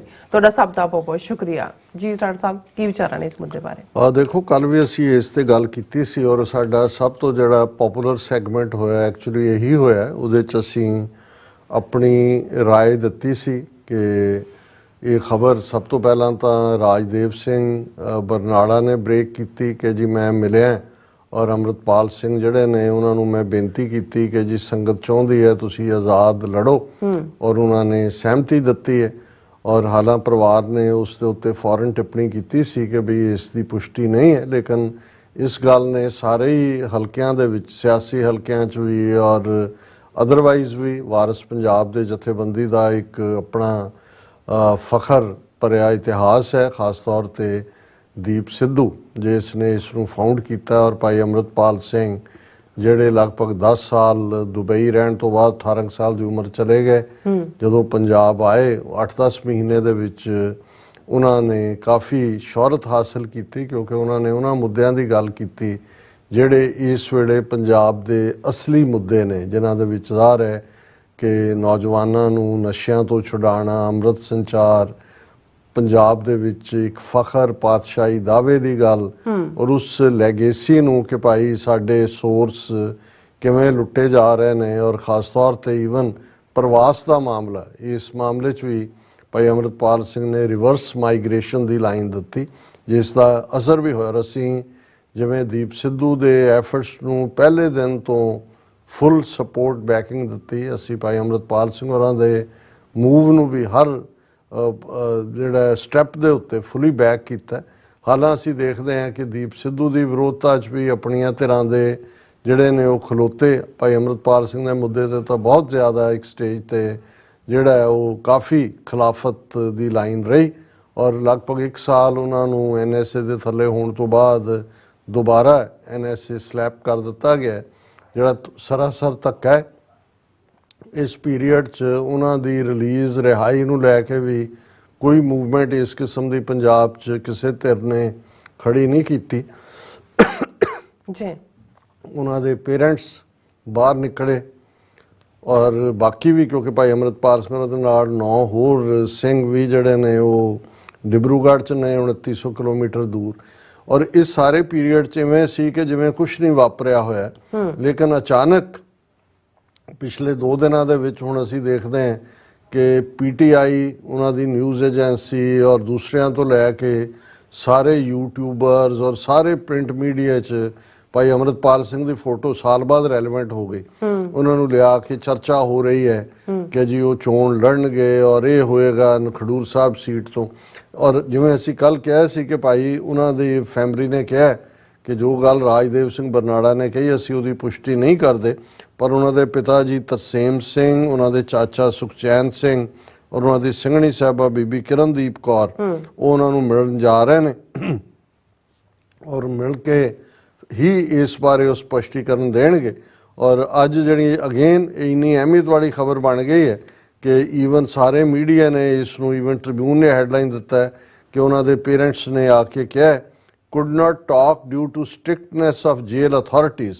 ਅੰਮ੍ਰਿਤਪਾਲ's family after meeting him in jail, ਉਹਨਾਂ ਨੇ ਕਿਹਾ ਜੀ ਸਾਨੂੰ ਚੱਜ ਨਾਲ ਮਿਲਣ ਨਹੀਂ ਦਿੱਤਾ ਗਿਆ, ਪਹਿਲਾਂ ਘੰਟਾ ਖੜਾ ਰੱਖਿਆ ਗਿਆ, ਫਿਰ ਸਾਰੇ ਡਾਕੂਮੈਂਟ ਦੁਬਾਰਾ ਚੈੱਕ ਕੀਤੇ ਗਏ। ਉਹਨੇ ਕਿਹਾ ਜੀ ਮਿਲਦੇ ਅਸੀਂ ਅੱਗੇ ਵੀ ਹੈ, ਪਰ ਜੇਲ੍ਹ ਅਧਿਕਾਰੀਆਂ ਨੇ ਇਸ ਵਾਰ ਜੋ ਸਾਡੇ ਨਾਲ ਬਿਹੇਵ ਕੀਤਾ ਹੈ ਕਿ ਵੀ ਈਵਨ ਕੁਛ ਪਲ ਵੀ ਜਿਹੜੇ ਨੇ ਸਾਨੂੰ ਆਮੋ ਸਾਹਮਣੇ ਬਿਠਾ ਕੇ ਗੱਲ ਕਰਨ ਦਾ ਮੌਕਾ ਨਹੀਂ ਦਿੱਤਾ ਗਿਆ, ਪਰ ਅਸੀਂ ਅਗੇਨ ਟਰਾਈ ਕਰਾਂਗੇ ਕਮਿੰਗ ਵੀਕ ਜਾਂ ਜੋ ਵੀ ਉਹਨਾਂ ਦਾ ਹੈ, ਔਰ ਅਸੀਂ ਦੱਸਾਂਗੇ। ਚਲੋ ਕਿਉਂਕਿ ਖਬਰ ਹੈ ਅਸੀਂ ਉਹਦੀ ਕੰਟੀਨਿਊਟੀ 'ਚ ਹੀ ਗੱਲ ਕਰ ਰਹੇ ਹਾਂ, ਪਰ ਮੈਨੂੰ ਇਹ ਲੱਗਦਾ ਹੈ ਕਿ ਵੀ ਅਗੇਨ ਅਸੀਂ ਆਪਣਾ ਨਿਗੁਣਾ ਸੁਝਾਅ ਜ਼ਰੂਰ ਦੇਣਾ ਚਾਹੁੰਦੇ ਹਾਂ। ਹਾਲਾਂ ਕੱਲ ਜਦੋਂ ਅਸੀਂ ਇਸ ਤੇ ਗੱਲ ਕੀਤੀ ਤਾਂ ਮੈਂ ਸਾਈਡ ਦੇ ਉੱਤੇ ਕਾਮੈਂਟਸ ਦੇਖ ਰਿਹਾ ਸੀ, ਔਰ ਅਸੀਂ ਇਹ ਵੀ ਆਪਣੇ ਵਿਊਅਰਸ ਨੂੰ ਦੱਸ ਦਈਏ ਕਿ ਅੱਜ ਕੱਲ ਇੱਕ ਨਵਾਂ ਫੀਚਰ ਸ਼ੁਰੂ ਹੋਇਆ ਕਿ ਸਾਡੇ ਕਾਮੈਂਟਸ ਟਰਨ ਆਫ ਕਰਤੇ ਜਾਂਦੇ ਨੇ, ਖਾਸ ਤੌਰ ਤੇ ਮੇਨ ਜਦੋਂ ਪ੍ਰੋਗਰਾਮ ਚੱਲ ਰਿਹਾ ਜਿਹੜੇ 5 ਸੈਗਮੈਂਟ ਹੁੰਦੇ ਨੇ ਉਹਨਾਂ 'ਚ ਵੀ ਕਿਸੇ ਦੇ ਕਾਮੈਂਟ ਟਰਨ, ਇਹ ਸਾਡੇ ਵੱਲੋਂ ਨਹੀਂ ਹੁੰਦੇ, ਇਹ ਉਹਨਾਂ ਵੱਲੋਂ ਹੀ ਹੁੰਦੇ ਨੇ। ਸੋ ਇਹਦੇ ਘੱਟੋ ਘੱਟ ਟਰਨ ਆਫ ਨਹੀਂ ਸੀਗੇ, ਤਾਂ ਉਹਦੇ 'ਚ ਮੈਂ ਦੇਖ ਰਿਹਾ ਸੀ ਕਿ ਵੀ ਈਵਨ ਇੱਕ ਤਬਕਾ ਤਾਂ ਪਹਿਲਾਂ ਹੀ ਵਿਰੋਧੀ ਹੈ ਜੋ ਅੰਮ੍ਰਿਤਪਾਲ ਸਿੰਘ ਹੋਰਾਂ ਦੀ ਲਾਈਨ ਜਾਂ ਦੂਸਰੇ ਨੂੰ ਸ਼ੁਰੂ ਤੋਂ ਹੀ ਜਿਹਨੇ ਉਸ ਨੂੰ ਕਿਸੇ ਸਾਜ਼ਿਸ਼ ਦੇ ਨਾਲ ਜੋੜ ਕੇ ਦੇਖਿਆ, ਪਰ ਮੈਂ ਦੇਖ ਰਿਹਾ ਜਿਹੜਾ ਹਮਾਇਤੀ ਤਬਕਾ ਹੈ ਅਜੇ ਤਾਂ ਚੋਣ ਮੈਦਾਨ 'ਚ ਉਹ ਆਏ ਨਹੀਂ ਹੈਗੇ। ਜਿੱਤ ਹਾਰ ਕੀ ਹੋਏਗੀ ਇਹ ਬਾਅਦ ਦੀ ਗੱਲ ਹੈ, ਪਰ ਆਲਰੇਡੀ ਇੱਕ ਡਿਵੀਜ਼ਨ ਦੇਖੀ, ਔਰ ਇਹੀ ਖੇਡ ਹੈ ਜਿਹੜੀ ਏਜੰਸੀਆਂ ਖੇਡਣੀਆਂ ਚਾਹੁੰਦੇ ਨੇ। ਸੋ ਸਾਡੀ ਨਾਕਸ ਰਾਏ ਇਹੀ ਹੈ ਕਿ ਭਾਈ ਜੇ ਇਸ ਸਾਰੇ ਤੋਂ ਉਹ ਬਚ ਕੇ ਰਹਿਣ ਤੇ ਉਹਨਾਂ ਦੇ ਸਾਹਮਣੇ ਬਹੁਤ ਵੱਡਾ ਆਉਣ ਵਾਲੇ ਪੀਰੀਅਡ 'ਚ ਉਹਨਾਂ ਦਾ ਰੋਲ ਹੈ, ਕਿੰਨੀ ਕੁ ਦੇਰ ਉਹ NSA ਥੱਲੇ ਰੱਖ ਸਕਦੇ ਨੇ, ਔਰ ਅਲਟੀਮੇਟਲੀ ਉਹ ਉਸੇ ਰੋਲ 'ਚ ਫਿੱਟ ਹੋਣਗੇ ਜੋ ਉਹਨਾਂ ਨੇ ਆਪਣਾ ਆ ਕੇ ਰੋਲ ਬਿਆਨਿਆ ਸੀ। ਬਾਕੀ ਜੋ ਮਰਜ਼ੀ ਹੋਏਗੀ ਉਵੇਂ ਹੀ ਜਿਹੜਾ ਬਾਕੀ ਫੋਲੋ ਕਰਨਗੇ ਉਹਨੂੰ। ਜੀ ਰਾਸਾ ਤੁਹਾਡਾ ਬਹੁਤ ਬਹੁਤ ਸ਼ੁਕਰੀਆ। ਸੋ ਆਪਾਂ ਆਪਣੇ ਵਿਊਜ਼ ਜਿਹੜੇ ਮੈਸੇਜ ਨੇ ਉਹ ਲੈਣ ਜਾ ਰਹੇ ਹਾਂ, ਸਭ ਦਾ ਪਹਿਲਾਂ ਹੀ ਸ਼ੁਕਰੀਆ ਅਦਾ ਕਰ ਦਿੰਦੇ ਹਾਂ। ਸੋ ਕਾਫੀ ਸਾਰੇ ਮੈਸੇਜ ਹੁਣੇ ਅਪੀਅਰ ਹੋਏ ਨੇ। ਮੀਆਂ ਸਰਵਰ ਜੀ ਕਹਿੰਦੇ doctor Sahib you are very right about your worry for Pakistan. This is the just a temporary time. Pakistan is land of Baba Guru Nanak Sahib Ji. With his prayers will be review our economy. ਬਹੁਤ ਸ਼ੁਕਰੀਆ। ਹਾਂਜੀ ਸਤਨਾਮ ਔਜਲਾ ਜੀ ਫਤਿਹ ਬੁਲਾਉਂਦੇ ਨੇ। ਫਿਰ ਨਿਹੰਗ ਸਿੰਘ ਜੀ ਕਹਿੰਦੇ ਨੇ ਵਿਸ਼ਵ ਗੁਰੂ ਮਦਰ ਆਫ ਡੈਮੋਕ੍ਰੇਸੀ ਜੇਲਡ ਬੰਦੂ ਦੀਆਂ ਨੂੰ ਪੇਰੈਂਟਸ ਨੂੰ ਵੀ ਨਹੀਂ ਮਿਲਣ ਦਿੱਤਾ। ਮੇਰੇ ਖਿਆਲ ਉਹਨਾਂ ਨੇ ਡਿਬਰੂਗੜ੍ਹ ਦੇ ਉਹਨਾਂ ਨੇ ਗੱਲ ਕੀਤੀ ਹੈ ਜੀ। ਸੋ ਇਸੇ ਤਰ੍ਹਾਂ ਰਾਜਵਿੰਦਰ ਸਿੰਘ ਨੇ doctor Sahib comments containing certain words are deleted ਤੁਹਾਨੂੰ ਆਪਾਂ ਦੱਸ ਹੀ ਦਿੱਤਾ ਸਾਡੇ ਵੱਲੋਂ ਨਹੀਂ ਹੋ ਰਹੇ। ਸੋ the best moments ਕਹਿੰਦੇ ਨੇ Indian occupied Punjab and Kashmir will be free soon। ਸੋ ਇਸੇ ਤਰ੍ਹਾਂ ਫਿਰ ਉਹਨਾਂ ਨੇ ਸੇਮ ਹੀ ਉਹਨਾਂ ਦਾ ਕਮੈਂਟ ਹੈਗਾ। ਸੋ ਫਿਰ ਇਸੇ ਤਰ੍ਹਾਂ ਦਾ ਮੂਮੈਂਟ ਫਿਰ ਲਿਖਦੇ ਨੇ ਕਿ ਸਾਨੂੰ ਮਾਣ ਖਾਲਿਸਤਾਨੀ ਵੀਰਾਂ ਤੇ ਵਾਹਿਗੁਰੂ ਜੀ ਇਹਨਾਂ ਤੇ ਮਿਹਰ ਭਰਿਆ ਹੱਥ ਰੱਖਣ। ਸੋ ਸੁਖਵਿੰਦਰ ਸਿੰਘ ਜੀ ਫਤਿਹ ਬੁਲਾਉਂਦੇ ਨੇ। ਗੁਰਮਿੰਦਰ ਸਿੰਘ ਜੀ ਵੀ ਵਾਹਿਗੁਰੂ ਜੀ ਕਹਿੰਦੇ ਨੇ। ਨਿਊਜ਼ ਐਂਡ ਐਜੂਕੇਸ਼ਨ ਕਹਿੰਦੇ ਨੇ it may be fearful policy of Pak only stop election motivated attack and one time pass still election as India trying to escalate the issue of POK to have upper hand in election।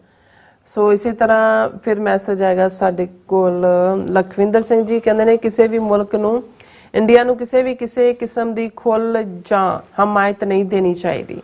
ਕੱਲ ਸਾਡੇ ਇੱਕ ਭੈਣ ਜੀ ਨੇ ਸ਼ਿਕਾਇਤ ਕੀਤੀ ਹੈ ਕਿ ਇੱਕ ਮੈਸੇਜ ਸੀ ਬਲਦੇਵ ਸਿੰਘ ਹੋਰਾਂ ਦਾ ਮਾਸਟਰ ਤਾਰਾ ਸਿੰਘ ਦੇ ਖਿਲਾਫ ਤੁਸੀਂ ਪੜ੍ਹਿਆ ਨਹੀਂ ਹੈ ਜਾਂ ਕਿਵੇਂ ਹੈਗਾ ਜਾਂ ਮੈਨੂੰ ਤਾਂ ਉਹ ਨਜ਼ਰ ਨਹੀਂ ਆਇਆ ਹੈ। ਮੈਨੂੰ ਵੀ ਨਹੀਂ ਨਜ਼ਰ ਆਇਆ। ਉਹਨਾਂ ਨੇ ਸਗੋਂ ਦਾ ਸਕਰੀਨਸ਼ਾਟ ਭੇਜਿਆ ਪਤਾ ਨਹੀਂ ਜਾਂ ਤਾਂ ਨਹੀਂ ਆਇਆ ਕਿਉਂਕਿ ਜਿੱਦਾਂ ਹੁਣ ਸਾਨੂੰ ਲਿਖਿਆ ਵੀ ਹੈ ਨਾ ਉਹਨਾਂ ਨੇ ਥੱਲੇ ਮੈਸੇਜ ਕਹਿੰਦੇ ਡਿਲੀਟ ਕੀਤੇ ਜਾ ਰਹੇ ਨਾ ਮੈਸੇਜ। ਉਹਨਾਂ ਨੂੰ ਭੈਣ ਜੀ ਨੂੰ ਲੱਗਾ ਵੀ ਸ਼ਾਇਦ ਜਾਣ ਕੇ ਅਸੀਂ ਜਿਵੇਂ ਮਾਸਟਰ ਤਾਰਾ ਸਿੰਘ ਸਾਡੇ ਅੰਕਲ ਲੱਗਦੇ ਹੋਣ ਤੇ ਅਸੀਂ ਉਹਨਾਂ ਦੇ ਖਿਲਾਫ ਕੁਝ ਸੁਣਨਾ ਨਾ ਚਾਹੁੰਦੇ ਹੋਈਏ।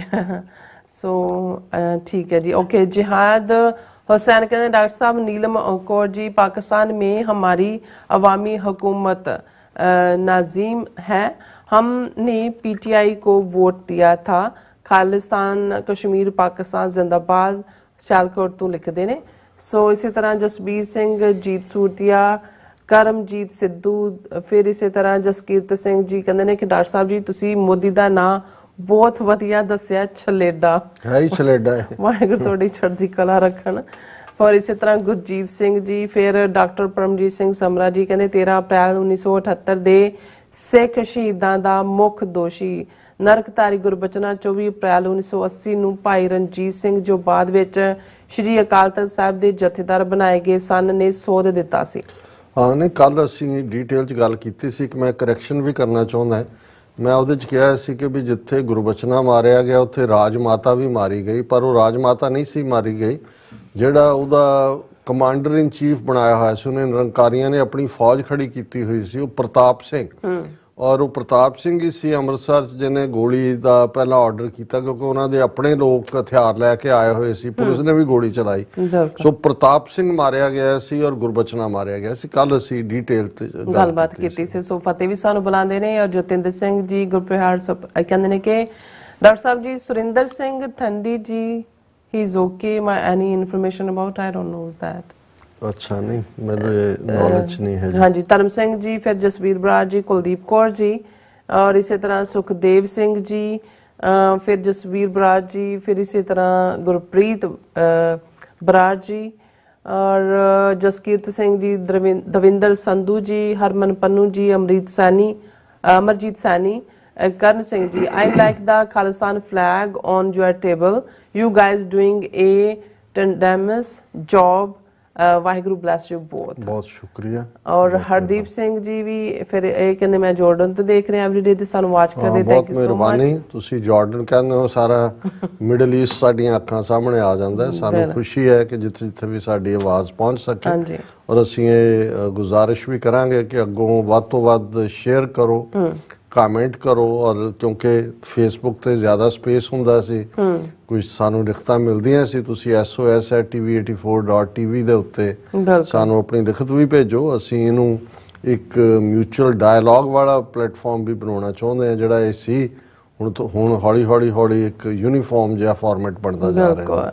ਸ਼ਿੰਦਾ ਗਿੱਲ ਖਾਲਿਸਤਾਨ ਹਾਂਜੀ, ਫਿਰ ਇਸੇ ਤਰ੍ਹਾਂ ਹਰਦੀਪ ਸਿੰਘ, ਸੁਖਜੀਵਨ ਬੱਚੂ, ਇੰਦਰਜੀਤ ਸਿੰਘ ਸੰਧੂ, ਪਰਮਿੰਦਰ, ਸੋਨ ਮੱਲੀ, ਫਿਰ ਕਰਨ ਸਿੰਘ, ਕੁਲਦੀਪ ਮਾਲ, ਸਭ ਫਤਿਹ ਬੁਲਾਉਂਦੇ ਨੇ, ਖਾਲਿਸਤਾਨ ਜ਼ਿੰਦਾਬਾਦ ਕਹਿੰਦੇ ਨੇ। ਸਭ ਦਾ ਬਹੁਤ ਬਹੁਤ ਧੰਨਵਾਦ ਜੀ। ਡਾਕਟਰ ਸਾਹਿਬ, ਜਿਵੇਂ ਅਸੀਂ 12ਵਾਂ ਤੁਖਾਰੀ ਗੁਰੂ ਨਾਨਕ ਸਾਹਿਬ ਦਾ ਉਚਾਰਿਆ ਹੋਇਆ ਉਸ ਦੀ ਵਿਚਾਰ ਕਰਦੇ ਹਾਂ। ਅੱਛਾ, ਅੱਜ ਪੋਹ ਦਾ ਮਹੀਨਾ ਇਸ ਦੇ ਉੱਤੇ ਵਿਚਾਰ ਹੈ। ਪੋਖ ਤੁਖਾਰ ਪੜੈ ਵਣ ਤ੍ਰਿਣ ਰਸ ਸੋਖੈ, ਆਵਤ ਕੀ ਨਾਹੀ ਮਨ ਤਨ ਵਸੈ ਮੁਖੈ, ਮਨ ਤਨ ਰਵ ਰਿਹਾ ਜਗ ਜੀਵਨ, ਗੁਰ ਸ਼ਬਦੀ ਰੰਗ ਮਾਣੀ, ਅੰਡਜ ਜੇਰਜ ਸੇਤਜ ਉਤਪੁਜ, ਘਟ ਘਟ ਜੋਤ ਸਮਾਨੀ, ਦਰਸ਼ਨ ਦੇਹੋ ਦਇਆ ਪਤ ਦਾਤੇ, ਗਤ ਪਾਵਹੁ ਮਤ ਦੇਹੋ, ਨਾਨਕ ਰੰਗ ਰਵੈ ਰਸ ਰਸੀਆ, ਹਰ ਸਿਉ ਪ੍ਰੀਤ ਸਨੇਹੋ। ਤੁਖਾਰ ਬਰਫ਼ ਨੂੰ ਕਹਿੰਦੇ ਨੇ ਕਿ ਪੋਹ ਦਾ ਮਹੀਨਾ ਜਦੋਂ ਅਸੀਂ ਸਾਵਣ ਭਾਦੋ, ਅੱਸੂ ਕੱਤਕ, ਮੱਘਰ, ਪੋਹ ਮਾਹ ਜਿਹੜੇ ਨੇ, ਹੁਣ ਇਹ ਮਹੀਨੇ ਠੰਡ ਦੇ ਨਾਲ ਜੁੜੇ ਹੋਏ ਨੇ। ਕੱਕਰ ਪੈਂਦਾ ਵੀ ਅਸੀਂ ਕਹਿੰਦੇ ਆ, ਉਹ ਜਿਹੜਾ ਕੋਰਾ ਪੈਂਦਾ। ਸੋ ਪੋਹ ਦਾ ਮਹੀਨਾ ਜਿਹੜਾ ਉਹ ਇੱਕ ਪਾਸੇ ਤਾਂ ਕੱਕਰ ਪੈ ਰਿਹਾ, ਕੋਰਾ ਜਿਸ ਨੂੰ ਕਿਹਾ ਜਾਂਦਾ ਹੈ, ਔਰ ਜਦੋਂ ਸਰਦੀ ਹੁੰਦੀ ਹੈ ਤੇ ਉਹ ਪਹਿਲਾ ਪਾਰਟ ਹੁੰਦਾ ਹੈ ਕਿ ਉਸ ਵਿਚਲਾ ਪਲਾਂਟਸ ਵਿਚਲਾ ਜਿਹੜਾ ਪਾਣੀ ਹੈ ਉਹਨੂੰ ਉਹ ਸੋਖਦਾ ਹੈ, ਉਸ ਨੂੰ ਐਬਜ਼ੌਰਬ ਕਰਦਾ ਹੈ। ਇਸ ਲਈ ਹਰ ਚੀਜ਼ ਠੰਡੀ ਡਰਾਈ ਹੁੰਦੀ ਹੈ। ਵਣ ਤ੍ਰਿਣ ਰਸ ਸੋਖ ਹੈ ਕਿ ਇਹ ਜਿਹੜੇ ਘਾਹ ਫੂਸ ਹੈ ਔਰ ਪਲਾਂਟਸ ਨੇ, ਇਹਨਾਂ ਦੇ ਰਸ ਨੂੰ, ਇਹਨਾਂ ਵਿਚਲੇ ਮੋਇਸਚਰ ਨੂੰ, ਇਹਨਾਂ ਵਿਚਲੇ ਪਾਣੀ ਨੂੰ ਇਹ ਜਿਹੜਾ ਮਹੀਨਾ ਹੈ ਇਹ ਉਹਨਾਂ ਦੇ ਉਸ ਨੂੰ ਸੈਪ ਕਰ ਰਿਹਾ ਹੁੰਦਾ ਹੈ। ਸਾਰੇ ਜਿਹੜੇ ਫੀਲਡ ਨੇ, ਖੇਤ ਨੇ, ਉਹ ਡਰਾਈ ਸੁੱਕੇ ਲੱਗਦੇ ਨੇ। ਆਵਤ ਕੀ ਨਾਹੀ ਮਨ ਤਨ ਵਸੈ ਮੁਖ ਹੈ ਕਿ ਇਹ ਹਾਲਤ ਹੈ ਕਿ ਹੇ ਵਾਹਿਗੁਰੂ ਤੂੰ ਆਇਆ ਨਹੀਂ।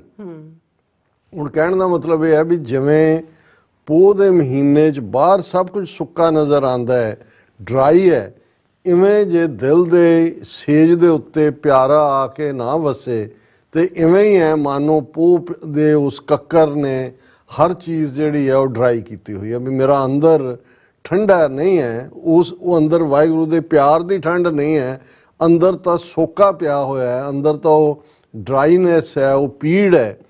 ਆਵਤ ਕੀ ਨਾਹੀ ਮਨ ਤਨ ਵਸੈ ਮੁਖ ਹੈ, ਤੂੰ ਆਇਆ ਨਹੀਂ, ਤੂੰ ਹੀ ਮੇਰੇ ਮਨ ਔਰ ਮੂੰਹ ਦੇ ਵਿੱਚ ਵਸਦਾ। ਜਦੋਂ ਅਸੀਂ ਮੂੰਹ ਨਾਲ ਵਾਹਿਗੁਰੂ ਦਾ ਜਾਪ ਕਰਦੇ ਹਾਂ ਤਾਂ ਮਨ ਦੇ ਅੰਦਰ ਤਾਂ ਚਤੇ ਪੈਰ ਉਸ ਦਾ ਜਾਪ ਹੁੰਦਾ ਹੈ, ਉਹ ਹੋਂਦਾ ਉਸ। ਮਨ ਤਨ ਰਵ ਰਿਹਾ ਜਗ ਜੀਵਨ, ਗੁਰ ਸ਼ਬਦੀ ਰੰਗ ਮਾਣੀ ਕਿ ਜਦੋਂ ਉਹ ਵਾਹਿਗੁਰੂ ਮੇਰੇ ਅੰਦਰ ਆ ਕੇ ਵਸਿਆ ਤੇ ਮੇਰੇ ਅੰਦਰ ਉਹੀ ਉਹ ਜਗ ਨੂੰ ਜੀਵਨ ਦੇਣ ਵਾਲਾ, ਸਾਰੀ ਕਾਇਨਾਤ ਨੂੰ ਜ਼ਿੰਦਗੀ ਦੇਣ ਵਾਲਾ ਹੈ, ਉਹ ਮੇਰੇ ਮਨ ਔਰ ਤਨ ਦੇ ਅੰਦਰ ਰਵ ਰਿਹਾ।